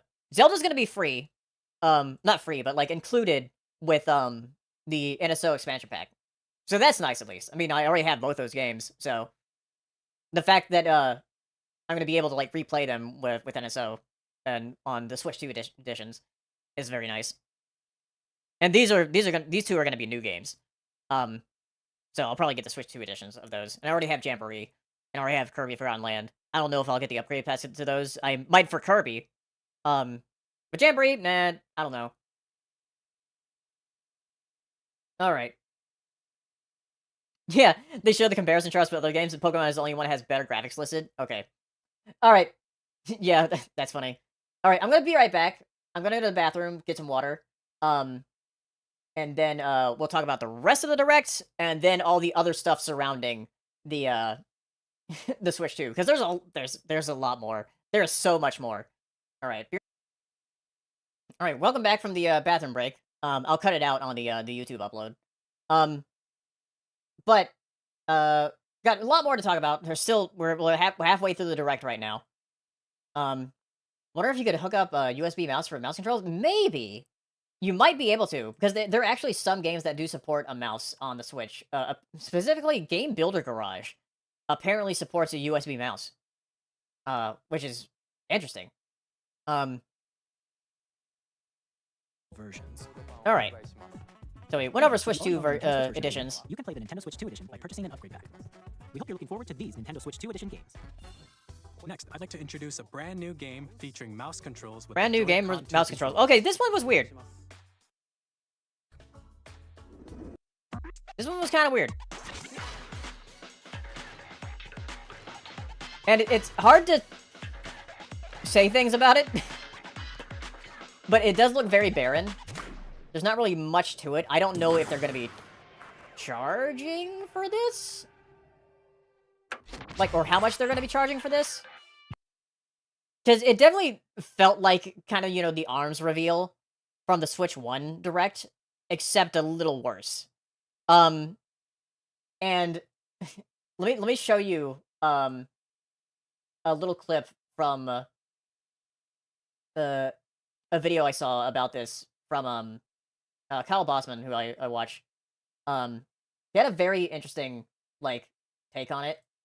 And I think he has the same idea of what people are feeling about this game, which I thought was very funny. So deal with drag drive? Clearly it's made first and what's the deal with drag drive? Clearly it's made first and foremost to be a game that proves the viability of dual mouse controls. But how can it possibly look this bad? Look at the pyrotechnics that go off when you hit a three-pointer. Look at this desolate arena. I don't get it. And still, I don't want to be too hard on it because one, there simply must be more to this, but also, two, you don't want to be making fun of the only game with wheelchairs you've seen Nintendo ever make. You know what I mean? It's like when you say Snow White seems really bad and somebody says, yeah, because of the race swapping. And you're like, no, not because of all the other reasons. yeah, that's how I think a lot of people feel right now about this game. It's like, it looks bad, but I don't want to make fun of it. But yeah, that is Kyle Bossman. He makes some great videos. Here's a link to his video and his channel if you want to check it out. Yeah, it could look okay, but yeah, visually it's very drab, and it looks like there's not a lot to it at all.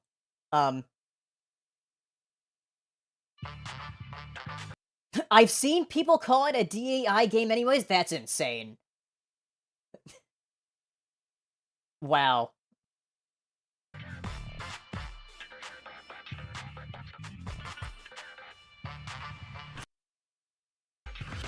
Yeah, and I've seen like people play it at the hands-on events and stuff. Convinced it was a Switch sports game? It maybe.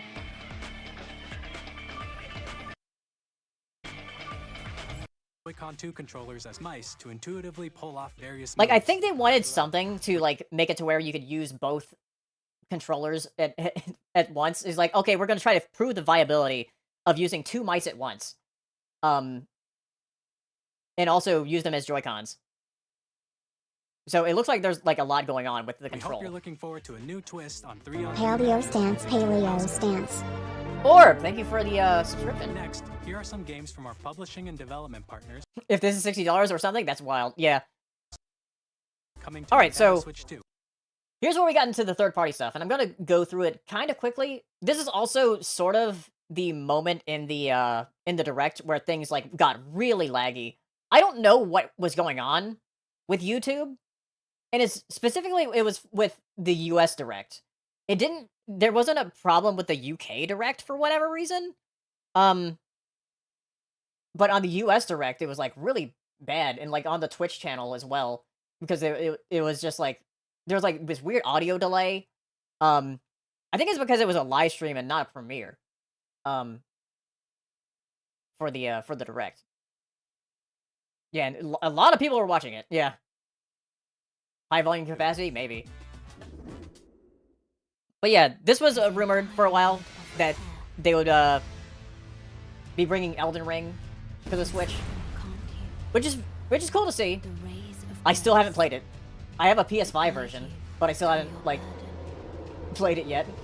I've played like my a friend of mine. I played on his PC before, and I had a lot of fun with it from what I've played of it. But I haven't like played it myself, like on my own game. Nintendo Switch 2. We got Hades 2. Our first ever sequel introduces the Princess of the Dead, an immortal witch out to... Which I'm excited to play Hades 2. I played Hades 1. Though I didn't want to play Hades 2 because like right now it's currently in early access, so I'm kind of waiting for an official release, and it looks like this is going to be like, the official release of it. Vanquish the sinister titan of time. You'll battle beyond the underworld to the ends of the earth, getting to know dozens of characters Hades 2 in a story that reacts can be to very fun. every setback and victory. Capcom showed up. We didn't know like what they were going to show. It was like I was hoping for like Resident Evil or something. But no, we got Street Fighter. Street Fighter 6. Which is cool to see. That this is going to be a launch game too. Street Fighter 6. I think the last time that happened, which I think Switch 1, I think it was like the first month or something. Where Street Fighter 2 Championship Edition or whatever came out. But then the 3DS launched with Street Fighter 4, which that was kind of crazy. But Street Fighter 6 coming out at launch for the Switch 2 is interesting. I mean, I'm not gonna play it because I don't play fighting games. However, as an amiibo collector, I guess I gotta get these amiibo now.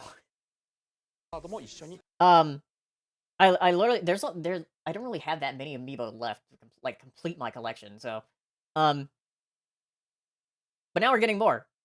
People were wondering if like they were going to be announcing like new amiibo, and these aren't the only amiibo that were announced. Apparently, they announced new Tears of the Kingdom amiibo with like Tulin and Yunobo, Sidon, and Riju from Tears of the Kingdom.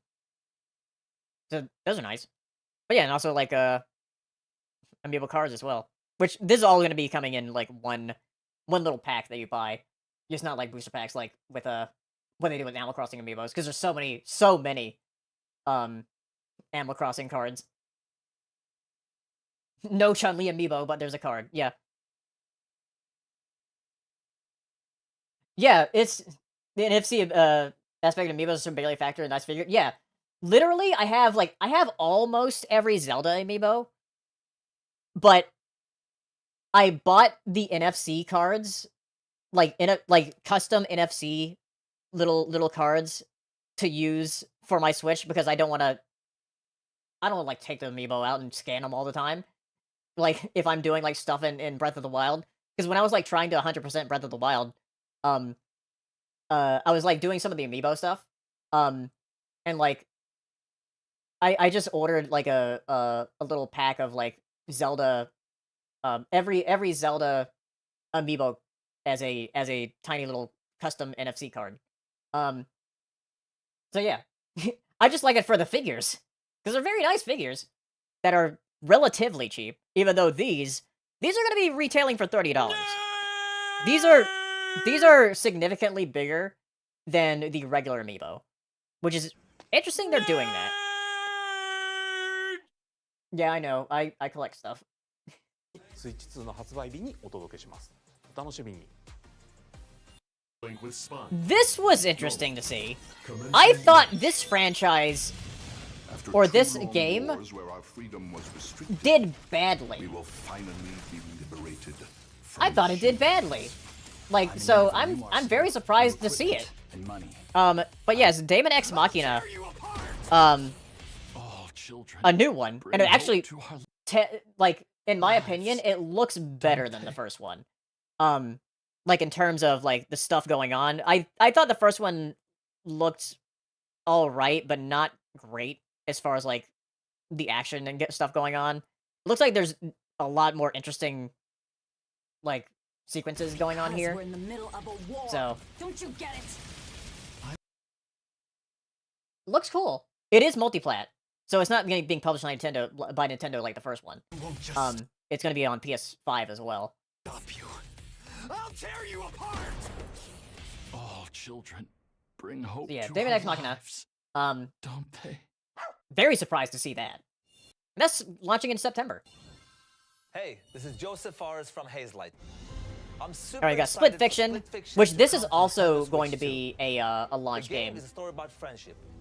You play as Mio, who rides sci-fi, and Zoe, Which we already knew that, and this has already been out. But it's going to be a Now, let me tell you this: if you like It Takes Two, you're gonna love this one. Trust me. And of course, a you'll be launch able to game play for Split Switch Fiction 2. on the day Switch 2 launches. So they just kept going. There's going to be Madden. I think it's called FC now. It's not called FIFA. But now they're finally going to put Madden on the Switch too. Madden has not been on the Switch at all. So they're going to finally put Madden on the Switch. I mean, I don't care, but now they're actually putting support on it. EA Sports. We are bringing And Hogwarts, Hogwarts. Legacy to Nintendo Switch. Hogwarts Legacy, Which is also on the same- Switch 1, but looks crunchy.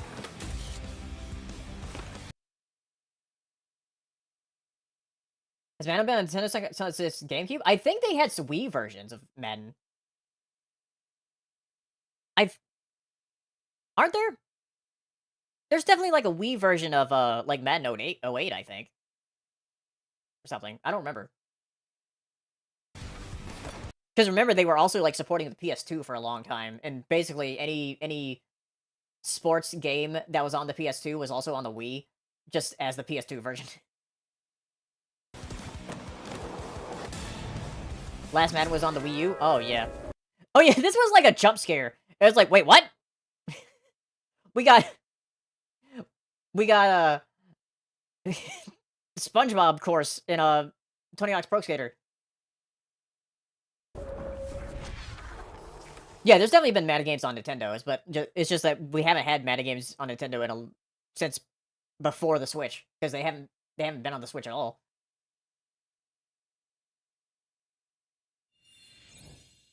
Hello, this is Yeah, and then we have Christian Elba as the best Hitman to the platform. coming to the Switch.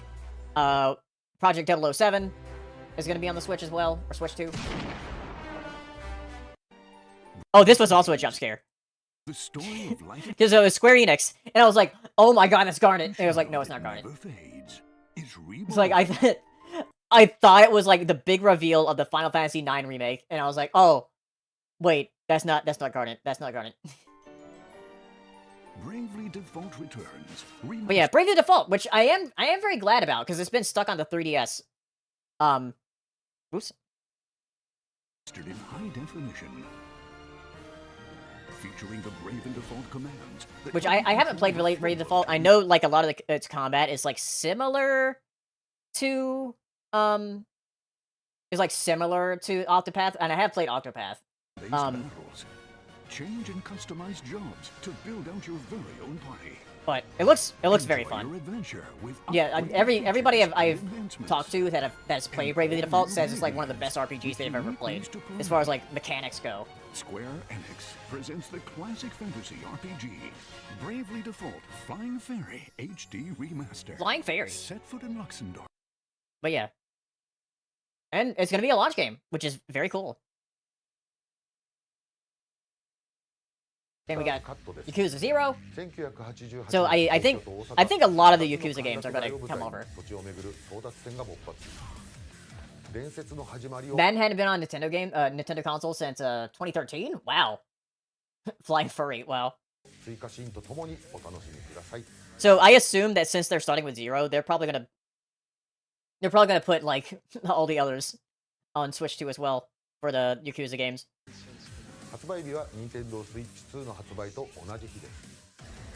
Okay, this was interesting to see, and it's very But in time, a terrible it's very evil shocking that it's like arose. coming out this year too. A war was fought to vanquish this evil. But we got one which future generations a new will Hyrule call Warriors coming out, and it looks like it's mainly the imprisoning like war. because we don't see any semblance of Link here, because like it's like back when like You truly have Zelda's got like transported. So I'm excited to play this. Hyrule Castle. Because like one really cool thing, even though it's technically non-canon, I really liked Age of Calamity. I really liked Zelda's like characterization in Age of Calamity.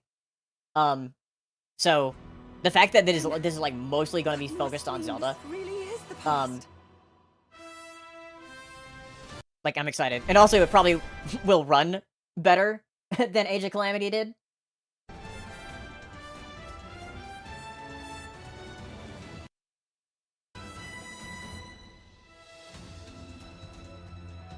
$100% in Age of Calamity, I thought it was good. Yeah, I really liked it. So I'm excited to play this. Age of Imprisonment. Like I understand a lot of the criticisms of like Tears of the Kingdom, and also Age of Calamity, because like Age of Calamity did have a thing where it's like, oh, this is technically non-canon. But Tears of the Kingdom, yeah, I understand a lot of the criticisms of Tears of the Kingdom, but like a lot of them where it's like, well, I don't really care. Like I like the game. Port from Nintendo.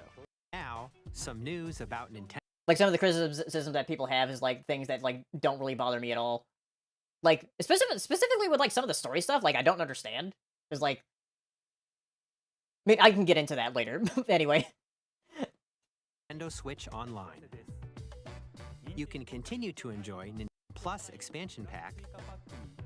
You can enjoy a new membership benefit. All right, so this was a big Switch 2. deal Please when they take a revealed it look in at this. Direct.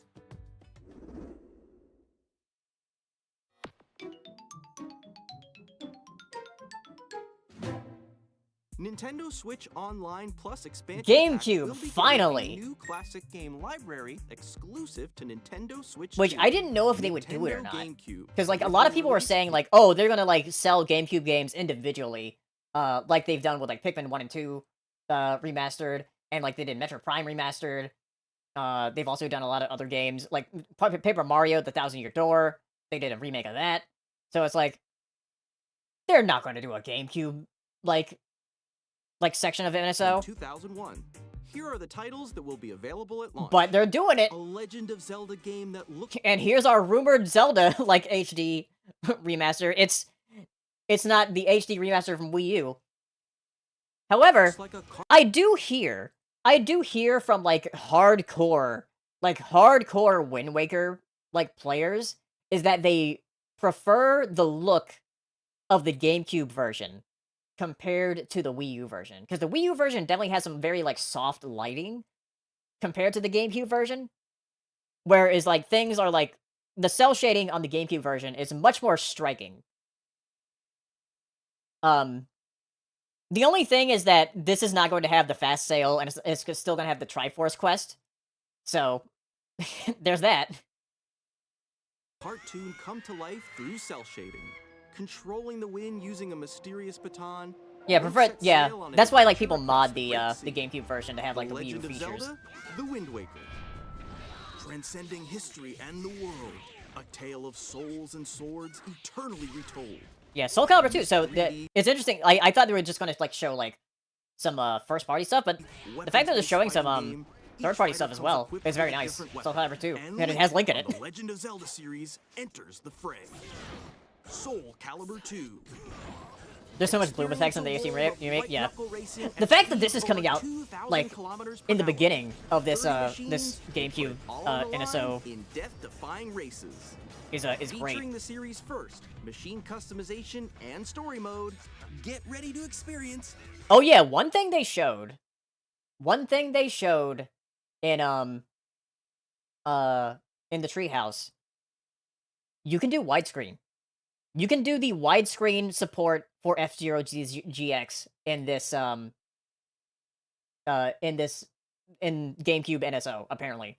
So that makes me believe that maybe you could do it with other games that support it. Because like a lot of people don't know, but there were some GameCube games that actually supported widescreen. And F-Zero GX is one of those. And they showed that in the treehouse, and I was like, wow, cool. F-Zero GX. So that's very nice. In games that support multiplayer, and the fact that we can play this online is great. F-Zero GX. It's hard as balls, though. Holy shit. I rented it once. I never owned the game. I rented it. I could not get past, like, the first few races in, I don't know if I even got past the second race in the single-player mode. Enjoy these classic it's so games hard. With clearer image quality and higher resolution than the original releases. You can also check the controls for each title and customize Yeah, them GX to is your not a liking. pick-up-and-play game. Also, yeah, this here. Custom controls. I wonder if they're changing that for, like, all the, for all of the, NSO stuff. More titles That you can change all of the stuff here. Okay, we got Mario Sunshine, Path of Radiance. They showed expensive games. The fact that they showed like the games that are like very high on the retro market right now, kind of speaks volumes to like, oh yeah, we know which games like are going for a lot.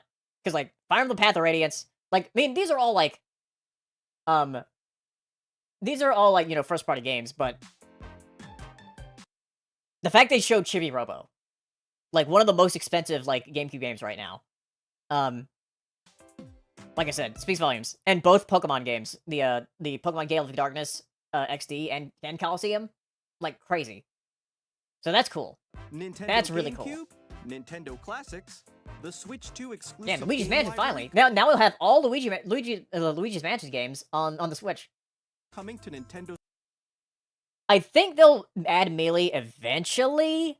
The thing is, like, they still have to add the first Smash to the N64 on NSO. Switch Online Plus expansion pack launches the same day as the hardware's release. And a dedicated controller designed after the original GameCube controller. How many will mansions does also Luigi be have? released.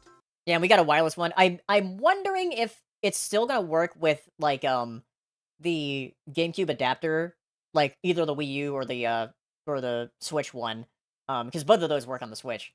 Because I just have the like Smash GameCube controller. That's the only Smash controller that I have right now. This controller's gonna outlive us. Yeah. Um. But yeah. I might still get one. But thankfully, the thing is, like, there are a lot of third parties making these too. It can connect wirelessly. Because, like, I got a third party N64 controller for when I did my bidathon. Because I knew the official one wouldn't get here in time when I If someone from Malaysia plays Super Smash Bros. Melee, are they a Super Smash Bros. Melee? The Nintendo GameCube Oh my God. controller, exclusively available for Nintendo Switch Online members, will also... Alright, now I got some more third party stuff. This was shocking to see as well. Because I've seen the community kind of freak out about it, about like, oh hey, it's gonna be coming, like last week as well, with the Switch 1 Direct.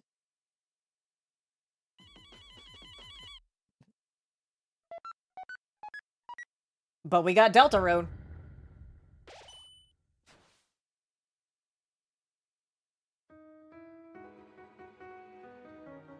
But yeah, I saw people like freaking out about this because they're like, "Oh, finally!"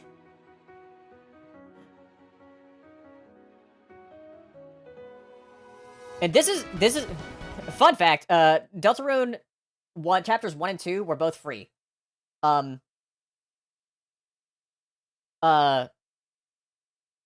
and 4 are now it's gonna be paid. Like Toby Fox has been working on like the game for like so long, and now he's finally charging for it. It's like $25. So, oh yeah, it's definitely gonna be out on like Switch 1 as well. Like I can't see why it wouldn't. And you know it's gonna be on Steam too. I'm probably gonna get it on Steam because that's what I have the first 2 chapters on.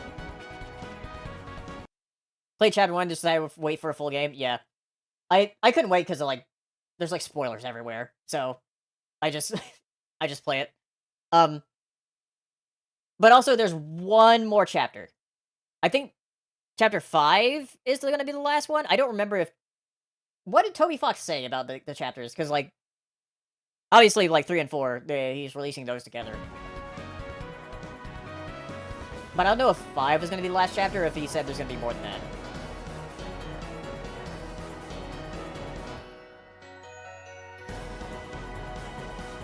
Deltarune is sort of like an alternate, like, telling.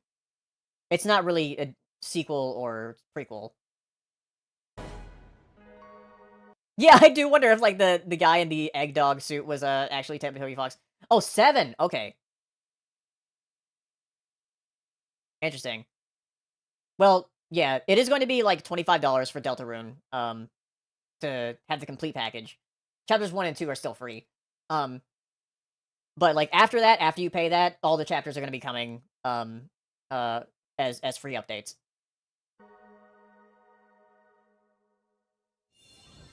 Hi, I'm Randy. And then, like, people got jump scared again with Randy Pitchford right after Deltarune. From Gearbox. But yeah, Borderlands 4. Borderlands 4 will launch in 2025. Which looks good. Running We'll be sharing a lot of the game on Switch 2. We're releasing a Nintendo We got Civ Switch 4, 2 or not Civ 4, not Civ 4, wow. Of Civ 7. Myers Civilization 7. In Civ 7, you'll Which, that's gonna be fun with mouse control. I mean, I'm probably not gonna buy it on Switch. With the new mouse controls, players can enjoy a more intuitive gameplay experience. Civ 7 But I've seen people play this at the, like, and if you already own the Nintendo Switch play this at the, hands-on event? I couldn't think of the thing. Think of the name of it. I'm talking too long. They also talked about WWE 2K and NBA 2K. Don't really care. But I mean, they're gonna be coming to it anyway. Okay, here's where the stream would kind of start to freeze, because we heard about this, and it streamed. It's paused like around right here, and it had it paused like there for like a long time. Think the mouse control and let them make another Pokemon Ranger game? Ooh, that'd be interesting. Find it funny that the sports game, TM, only got a brief announcements and no gameplay? Yeah. Because they make them every year. They're gonna look the same. Nailed it! Hook, line, and sinker. Go fish!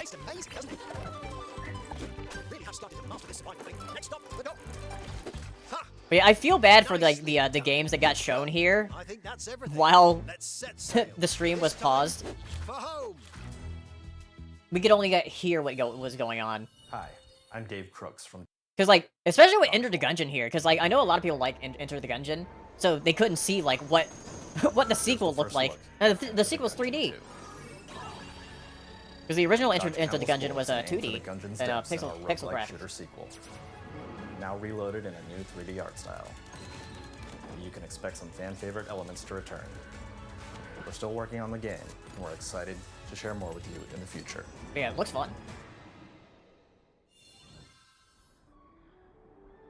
And then this game, whatever it is. I think it was like Astroneers or whatever. No, Star Seeker. Astroneers is like a different game. Not only that, there was an obvious audio delay throughout Yeah, the entire stream. there was a big audio delay throughout this entire stream. But yeah, Star Seeker. Hello, my name is Adam Badowski from Cedric Thread. Yeah, and this was also shown during that Frozen part. So we didn't even see what Cyberpunk looked like. Apparently, Cyberpunk is going to be running like 40 FPS. Like. But I mean, that's about expected to like something. If it is like a mid-tier PC, Cyberpunk is like a very like a very demanding game. Forgettable characters and discover engaging stories when Cyberpunk Was the tech issues of a bad omen of the Switch 2? Yeah, it definitely felt like it. Yeah, and here, like I was sad that like the delay or the Frozen stream. I was hearing this going on. I heard Final Fantasy VII Remake. I was like, oh, I want to see what it looks like. I mean, it looks just like it does, like when I played it. So it doesn't look really any different from So it looks like it's running well.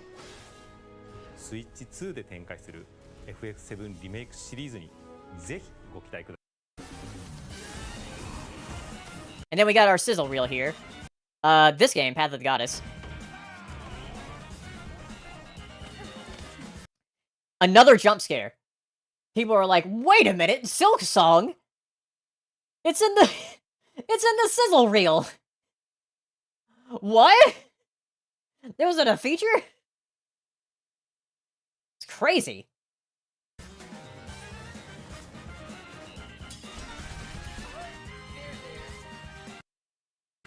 Then we got Story of Seasons, which was also revealed in the Switch 1 Direct. Good Night Universe. I'm not really exactly sure what that game's about. 2 Point Museum. Which out of all the 2 Point games, I think I would like 2 Point Museum. Wild Hearts, which is basically a Monster Hunter-like game. And Witchbrook, which we did talk about in the Switch 1 Direct. This I might actually get it launched, because it is launching.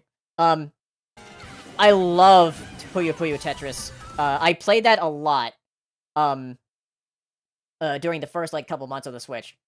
When the Switch came out.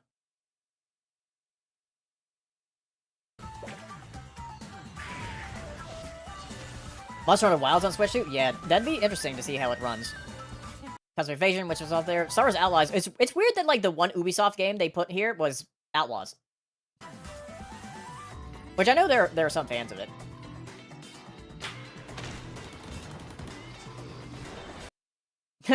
Three seconds of Silk Song. No post by the developer or the local or by the social media about the game. Profit? Yeah. It said 25-25 though.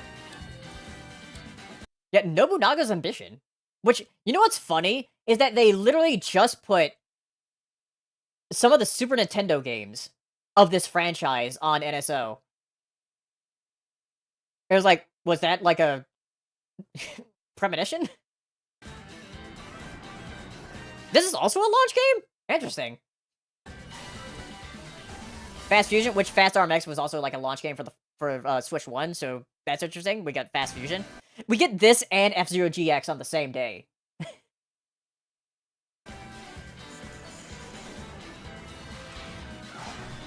Shadow Labyrinth, which is coming out in July. Raito Remastered in June. The Eye of the Somnium Files in July. Reanimal. Silksong was just confirmation wasn't canceled. Yep. Fortnite. Of course. This is interesting. It's like, oh, we're doing more Arcade Archives? It says Arcade Archives 2. What does that mean? But they're doing Ridge Racer.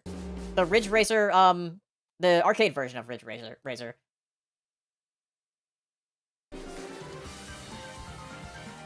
And also, another thing. Like, this was, like, randomly showed up. It was like, wait a minute. Where have you been? Professor Layton. It's coming out here. The style looks amazing. I love that. It's blending that kind of, like, almost, like, it's 3D, but if you pause it, it looks 2D. It has a very good look to it.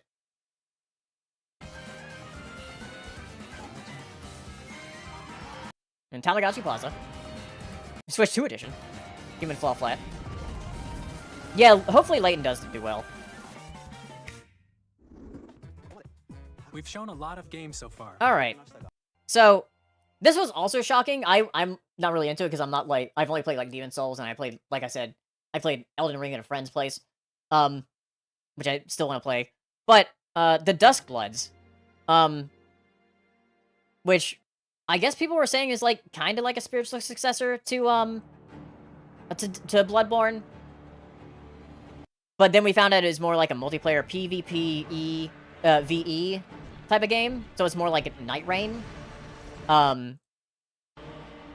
So, I don't know. Crazy visuals here, though. It looks like a meal from, Nier.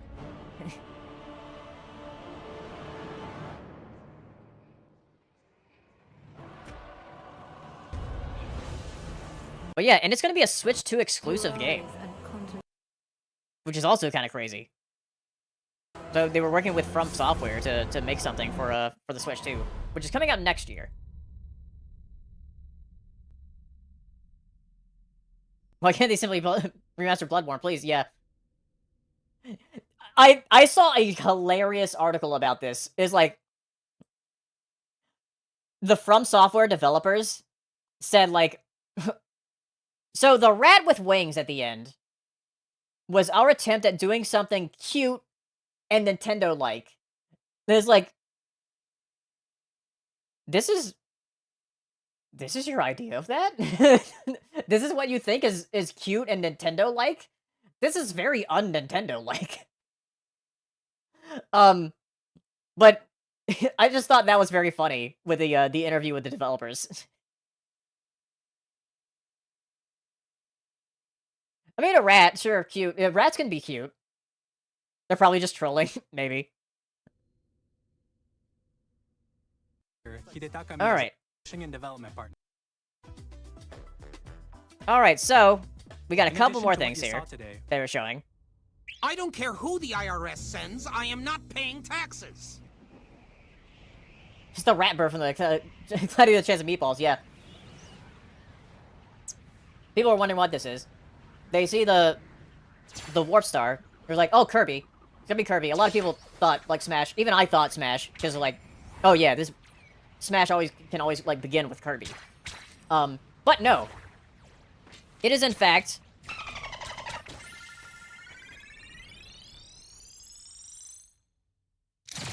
Kirby Air Ride. Air Riders, that is. Which is really cool. That is the game that Sakurai has been working on. So that's really cool. I'm excited, because, like, I played Kirby Air Ride a lot. So it'll be interesting to see what new stuff he'll add to it. And this is coming out this year, apparently.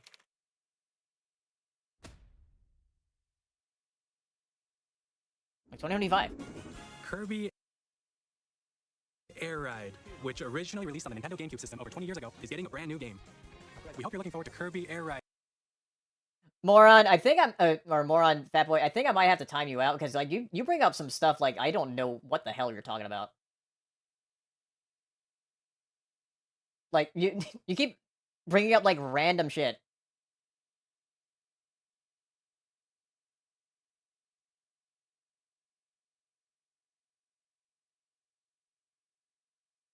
Alright. Riders, directed by Masahiro Sakurai. Next is our last trailer for today. Please take a look.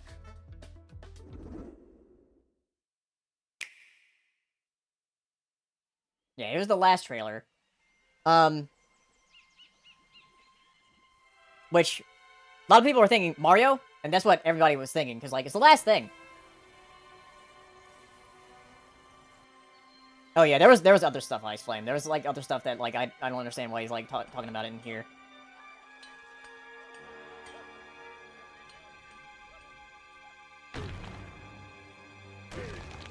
Where's Candy Kong? 0 out of 10. Yeah.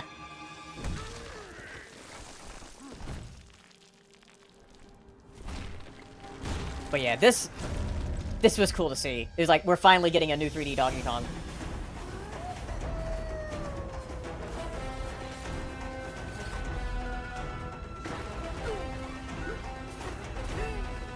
Monkey.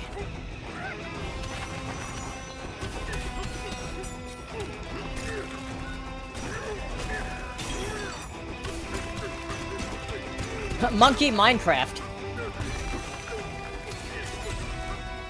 It does look fun to, like,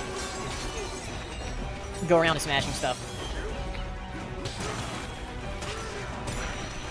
Reject Mario, embrace Monkey.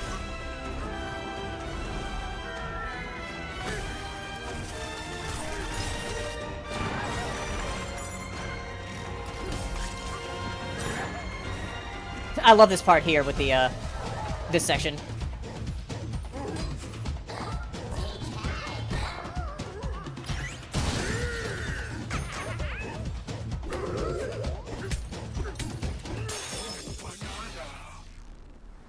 That's like super good with the music there, with the banana at the end.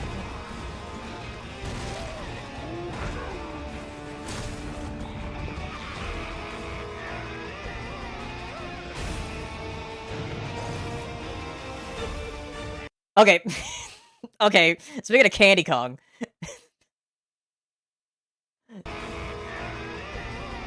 we got a new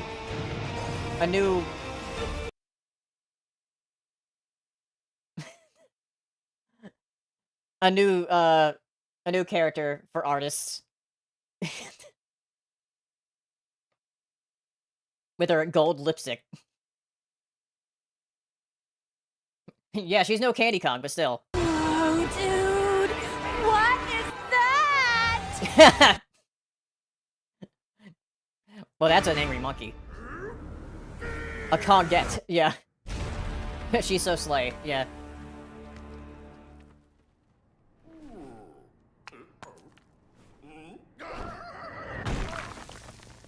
Yeah, in July, like the next month, which is crazy.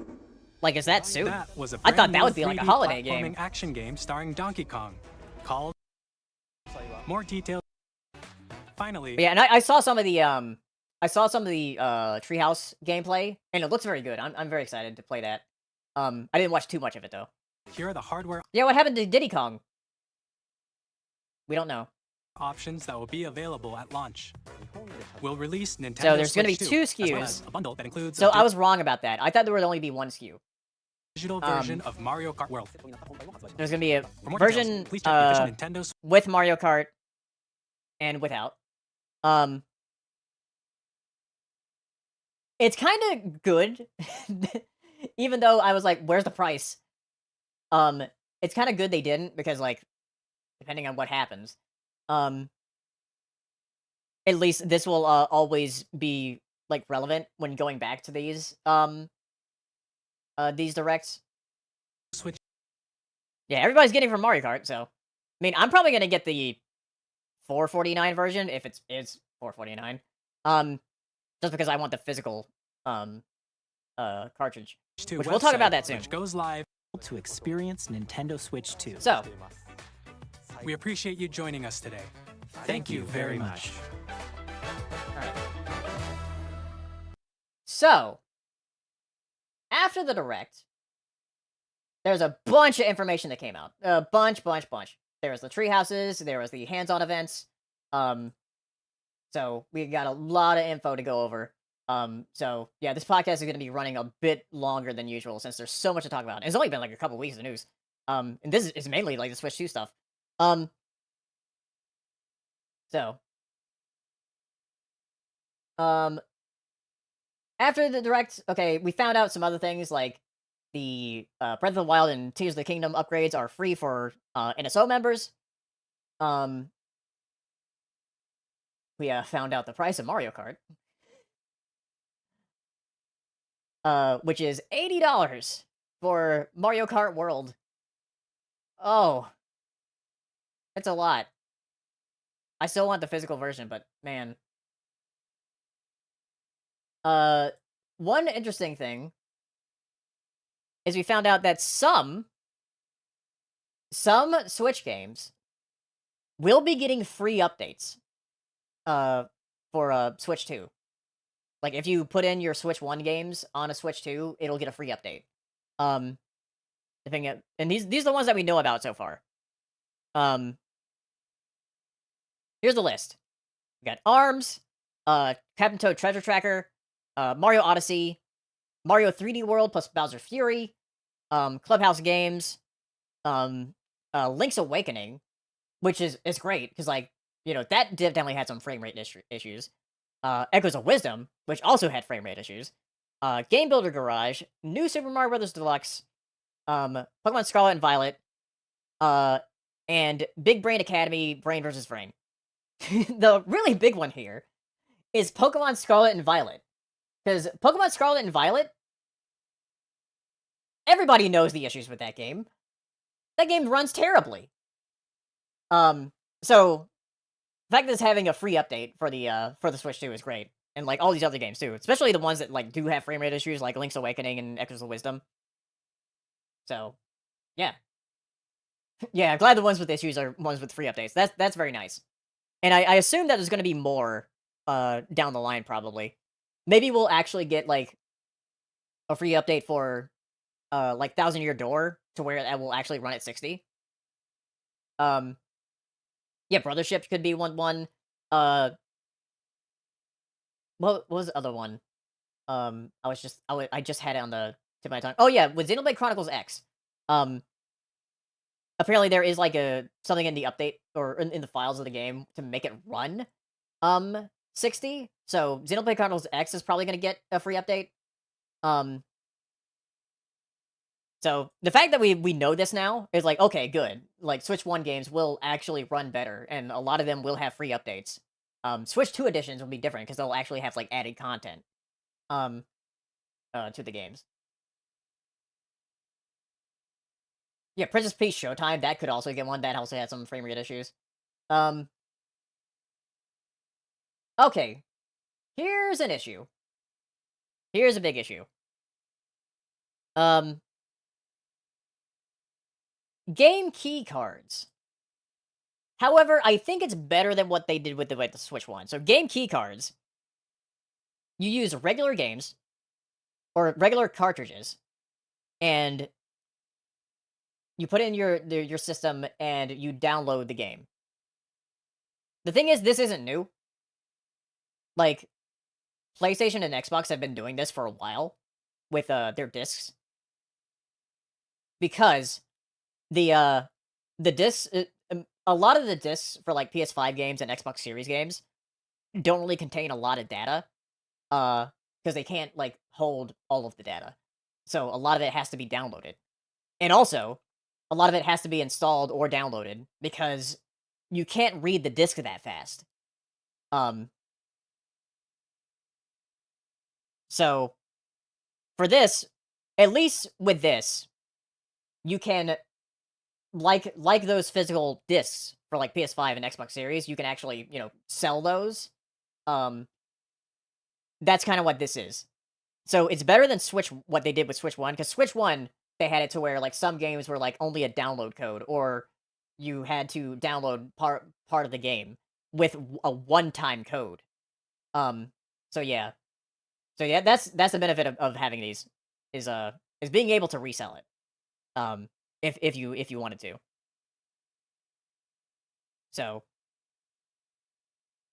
yeah, it is like a weird thing about like physical games. I mean, because like even with PS5, like I said, with PS5 and Xbox Series games, they kind of work like this. A lot of them do. Um, so Nintendo's just the one that's doing it now. Though it's mainly for third parties. I haven't seen a first party game do it yet. Um, from what I've seen on like the box art, because it will have it on the box art if it is a game key card, rather than like all of it on the disc. One that's interesting is that Cyberpunk 2077, is all on the cartridge. It's like they did with the Witcher 2. So they're actually using like the full 64 gigabyte cartridge on it. Also, I was gonna say with the price of the games,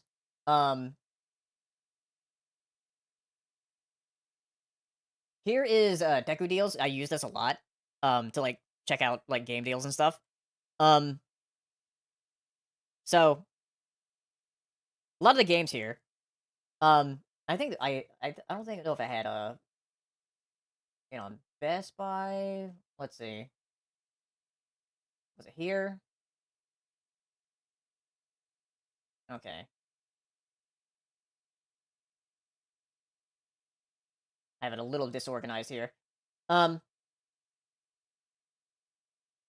So yeah, I know that I don't have the prices here, but I might be able to just bring up Best Buy real quick, because I think that has the prices of some of the games.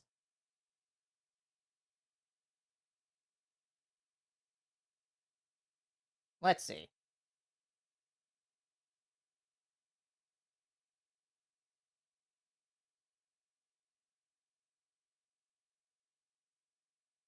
Okay. Yeah,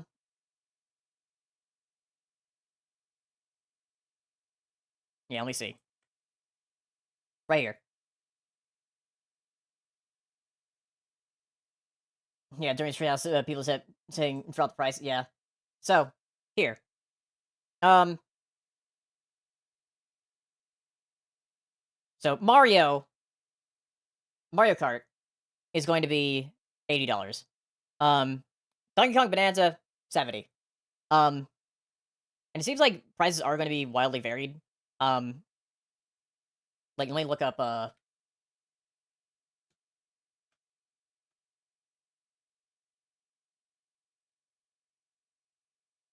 Oh, I don't think they have it on here yet. Do they have all the Switch games on here? No. Okay, hold on. Where did I had it somewhere. As far as like the pricing goes. We are going to be in an ad break soon. So we'll see here. I know I have it on my feed at the moment.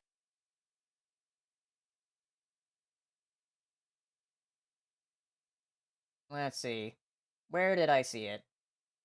I saw it somewhere.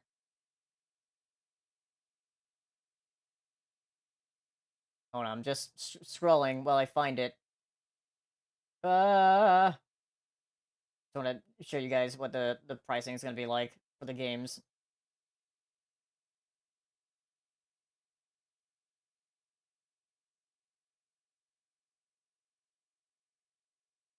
Okay, here it is. Okay.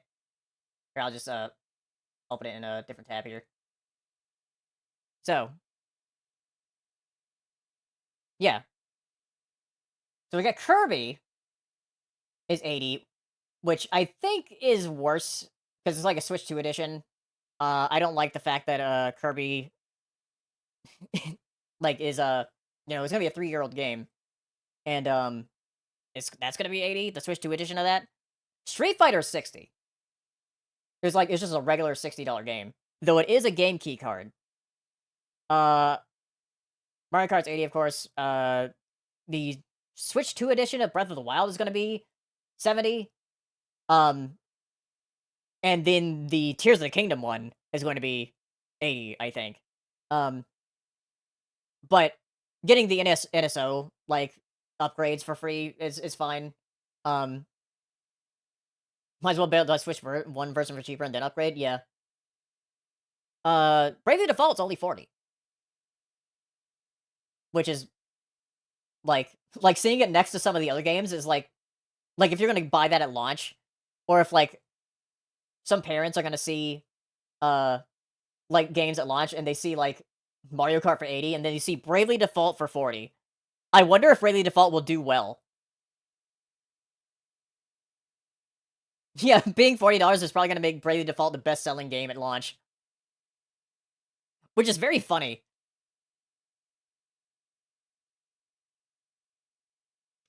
Come now, we should have gotten a Bomberman game at launch. Yeah. All right. Okay. Next, let's talk about the Japan version. Apparently, at least there is going to be a Japanese version of the Switch 2, but they're also going to have an international version sold in Japan as well. So there is a region-locked,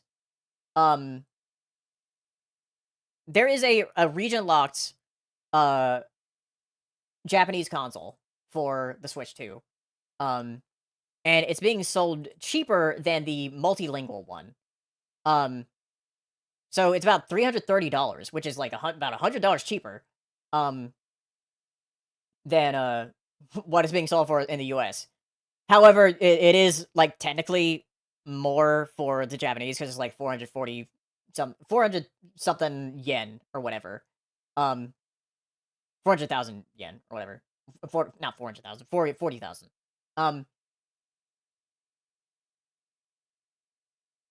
But like, yeah, but the multilingual lingual one will be more available but more expensive. And like,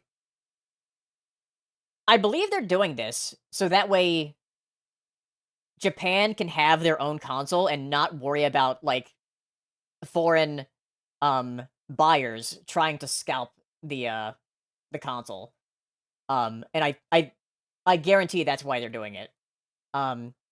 Is so that they won't have like people coming from outside of the country trying to buy up all the consoles and sell them elsewhere. So they made the multilingual one more expensive, and the Japanese only one less expensive. So that's interesting that they're doing that as sort of a way of combating scalpers, at least in Japan.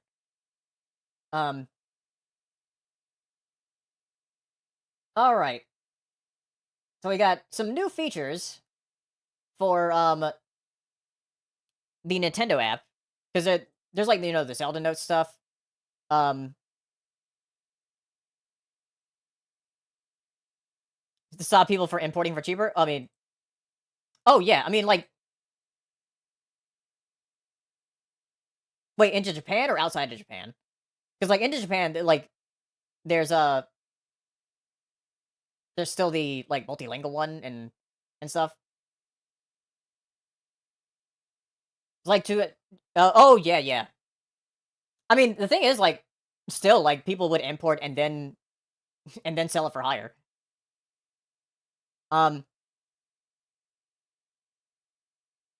So yeah, the Switch app got more has more features now.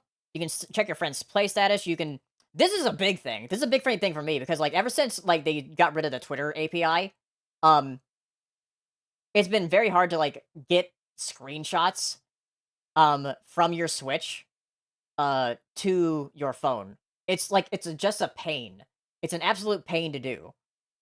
Now we'll actually be able to just put it in the app, which is much more convenient of a way of doing it. Um, remember when you could watch Switch on your Switch? Yeah. And then we got like our game specific things. But yeah, that's the main thing is that the fact that you can actually share like screenshots and videos from your Switch to the Nintendo app now to actually easily download them. So that's nice.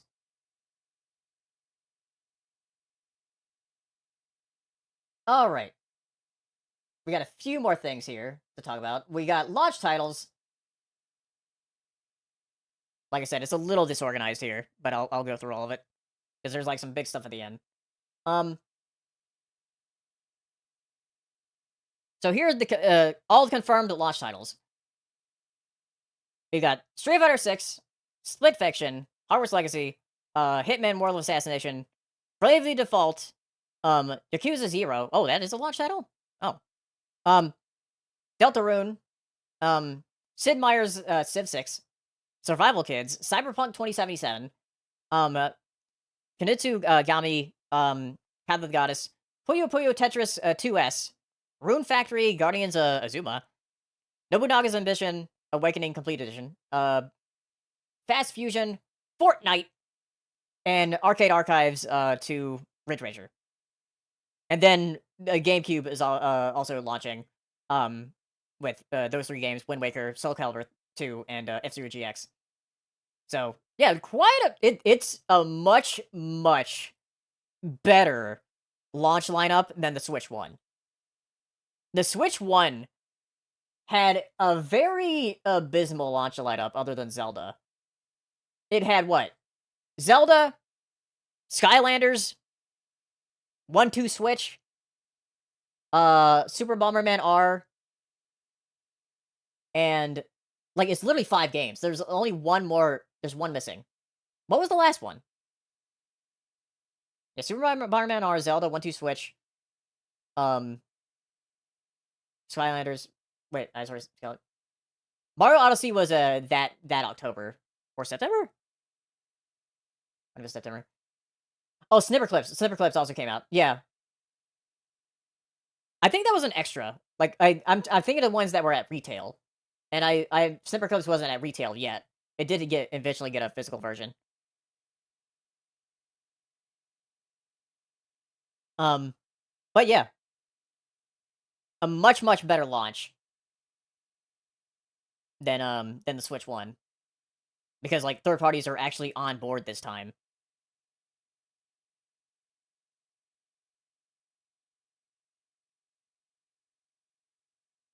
No, Puyo Puyo Tetris wasn't a launch title. I remember because I I remember because I bought it like the next month, or like the next like couple of weeks or whatever. Like when Puyo Puyo Tetris launched, the demo was available, but not the full game. I Am Setsuna I think was also a launch. That might have been launch.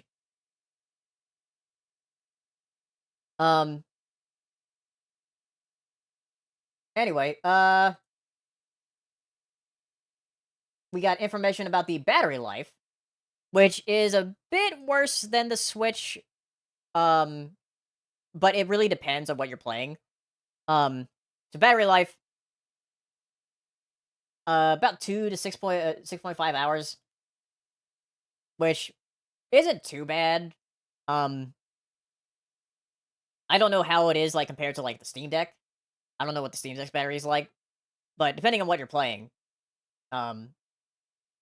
that's fine, I guess. They're probably going to launch another model, at some point, like not a like complete revision like an OLED or a Switch Lite, but like another like the red box Switch, which had a better battery in it. They'll probably do that at some point.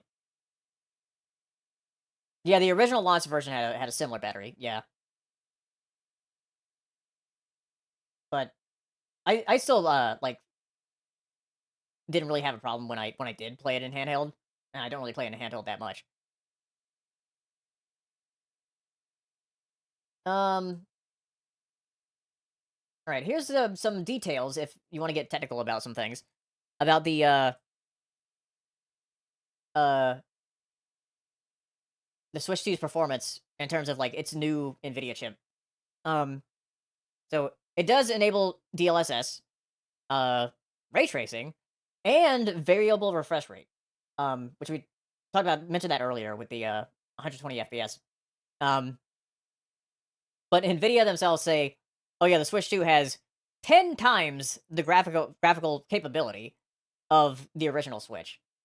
Which, after seeing some of the comparisons, like I said with Street Fighter 6, of the Series S version and the Switch 2 version, is like, oh, that's, yeah. It looks like it's very capable. So that's cool that they're actually like putting out something that's like significantly, way significantly more powerful than the Switch 1.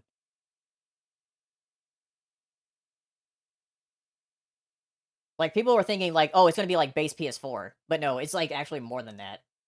So that's cool. Okay, here's the other thing about Switch 1 controllers. So, oh, they show the wired one. Okay, so yeah, Switch 1 controllers can be used on the Switch 2. That includes Pro controllers. It includes Joy-Con. It includes the NES the NES like Joy-Con things. You'll still have to charge it like on like one of those charging station things. And apparently, I guess you're gonna be able to use that GameCube controller adapter, because like they show it right here. So cool. So all Switch 1 controllers should work.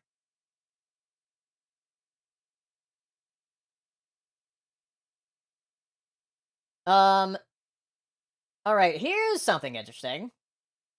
Switch 1, or not Switch 1, Switch 2 game sizes. This was kind of shocking to see as well. So Mario Kart World, like, it's definitely going to be a lot bigger than Mario Kart 8 Deluxe. 23.4 gigabytes. That is a big Mario Kart. It's still smaller than a lot of like modern day games, but still. Donkey Kong Bonanza, only 10 gigabytes? It looks like it's a lot bigger than that. GameCube Classics, 3.5. That kind of makes sense. It's like a gig, about a gig for each GameCube game.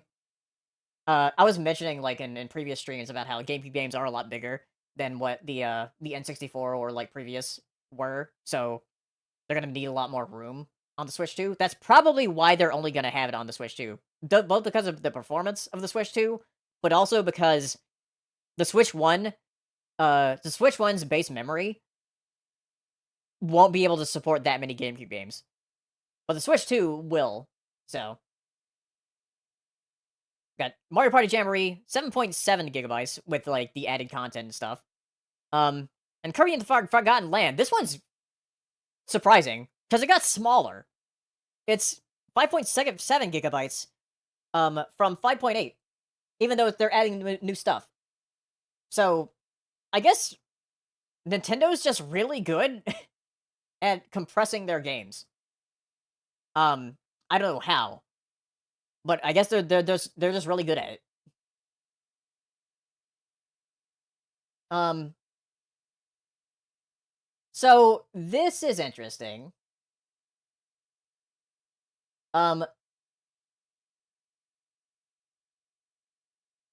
Some European retailers, this is from John Cartwright. Some European retailers are not going for the suggested retail price. They're actually like selling things for lower, even though I know the conversion rate is different. They're selling for 59 euros or like 60 euros. In some European countries and some European retailers. Expect that would happen because they have to, yeah.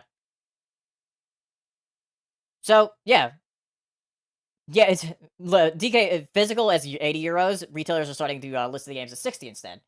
So yeah, that's interesting. We're gonna. I'll see.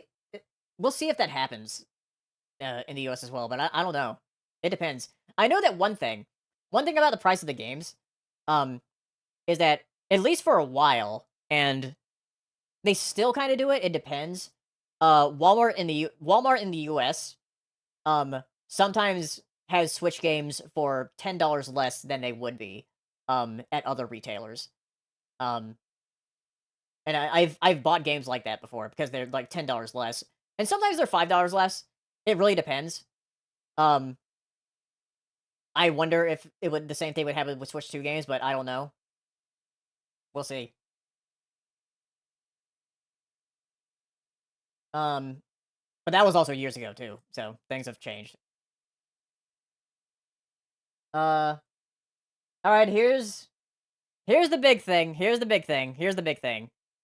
This is gonna that last thing we'll talk about, and then we'll like just chill out for a bit.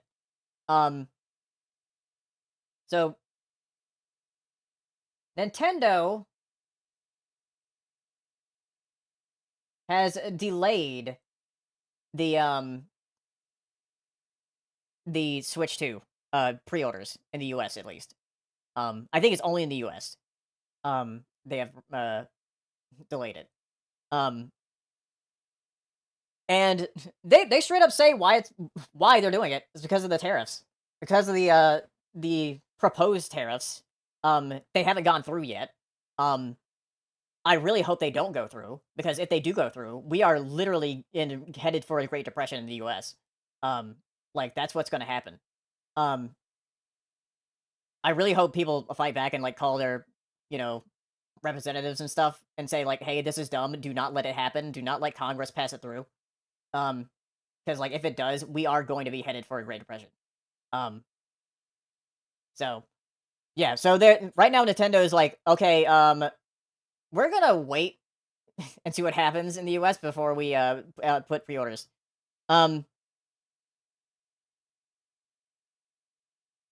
So yeah, apparently, yeah, they hired like a logistic and custom specialist in January talking about all this stuff. Um, and that has knowledge about like the stuff going on. Um, but yeah, it's frightening. Because like it's disappointing we can't pre-order the Switch 2 next week, but it's a lot of other stuff going on in the US net right now that's like kind of frightening us. So but this has sort of happened before. Um, there is like some good news in that. With the tech industry, specifically, and specifically with video games. This is an article from 2019. Uh, when Nintendo, Sony, and Microsoft actually like basically told the U.S. government, "Hey, exempt us from the tariffs, like exempt us from it." Um, like they literally got together and said, "Hey." It says the video game console supply chain has developed in China over the many years of investment by our companies and our partners. It would be cause significant supply chain disruption to shift sourcing entirely to the United States or to a third country, and it would increase costs even beyond the cost of the proposed tariffs on products that are already manufactured under tight margin conditions. So, yeah. So this has happened before, but this was before they could even like do anything. Before like Trump was out of office. Um, or when Trump was like in office in 2019. This was like when he was they couldn't really do anything about the tariffs. The unfortunate thing now is that Republicans, um, they control the executive branch, the legislative branch, and the judicial branch. The last time we have had um Republicans in power in every branch of government was in 1928. You know what happened then? The Great Depression. So, yeah. That's why I'm saying, like, if this goes through, we are headed to a Great Depression. Not just like, oh yeah, I can't afford video games. It's like, no, I can't afford food. So, yeah, it's gonna be bad. Yeah, 1929 was the crash. Like, literally the year after they got they got in power.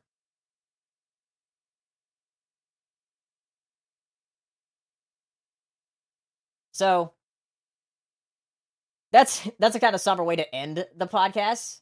But I still think I still think I might get the Switch 2 depending on like what happens with the tariffs in the next couple weeks. I don't know. Like we still have to wait to see if they actually go through. Yeah, it was also caused by tariffs. That's the thing. Yeah, the Great Depression was caused by tariffs. Because like we don't have manufacturing for like tech in the U.S. Like, we don't have coffee. Like, all of our coffee comes from South America. Basically all of it. And J Monty, I've had the thought too, and I've also seen what Goomba has said. I do agree with what Goomba said. On Blue Sky, he had a post about like saying that like if he does get assassinated, um, it's just gonna make him a martyr. And that might make things worse. So, if anything, I was gonna say the thing about Luigi, like Luigi Mangione, the being put on trial and stuff, and like gonna put on trial to like potentially be like had the death penalty put against him. If that happens, he will become a martyr, and it'll be the opposite of reaction, of like what would happen if Trump dies, or Trump is assassinated or whatever. Um, it really man, it's scary times right now. And I've had like I said in the beginning of the stream before we started the podcast, I've had like take Tylenol the past couple days because like my head's been hurting about like all the idiocy. Because like it's very hard. It's hard to have empathy. It's very hard to have empathy when like the people that you know and the people you know your whole life has been like just falling for this shit. Like just being incredibly naive about like the things going on. Um and like it's just hard. But maybe things will turn around. Like I said in the beginning of the stream, this wasn't part of the podcast, but in the beginning of the stream, we're talking about like there's a bunch of protests going on today, and about 1% of the population was protesting, which is not insignificant. Like if you think 1%, oh that's tiny. No, that's 3.1 million people. Historically, if 3 to 4% of the population is like basically, I guess, revolting or whatever, if 3 to 4% of the population historically in like any kind of like country or whatever, if 3 to 4% will actually like, oh Banquet, thank you for the gift subs, Time Lord.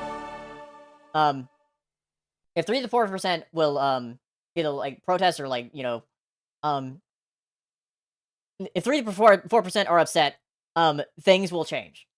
That's just historically what has happened. And it's steadily rising.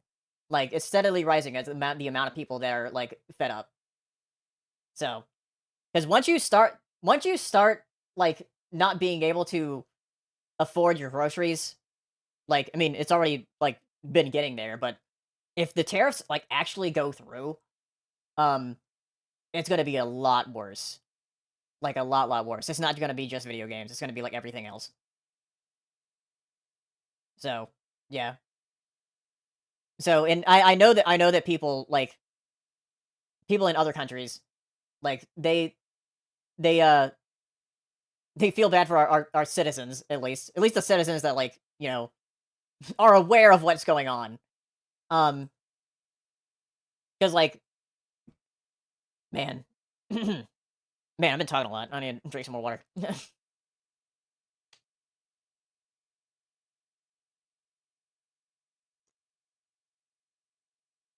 Oh, okay. All right. Anyway, yeah.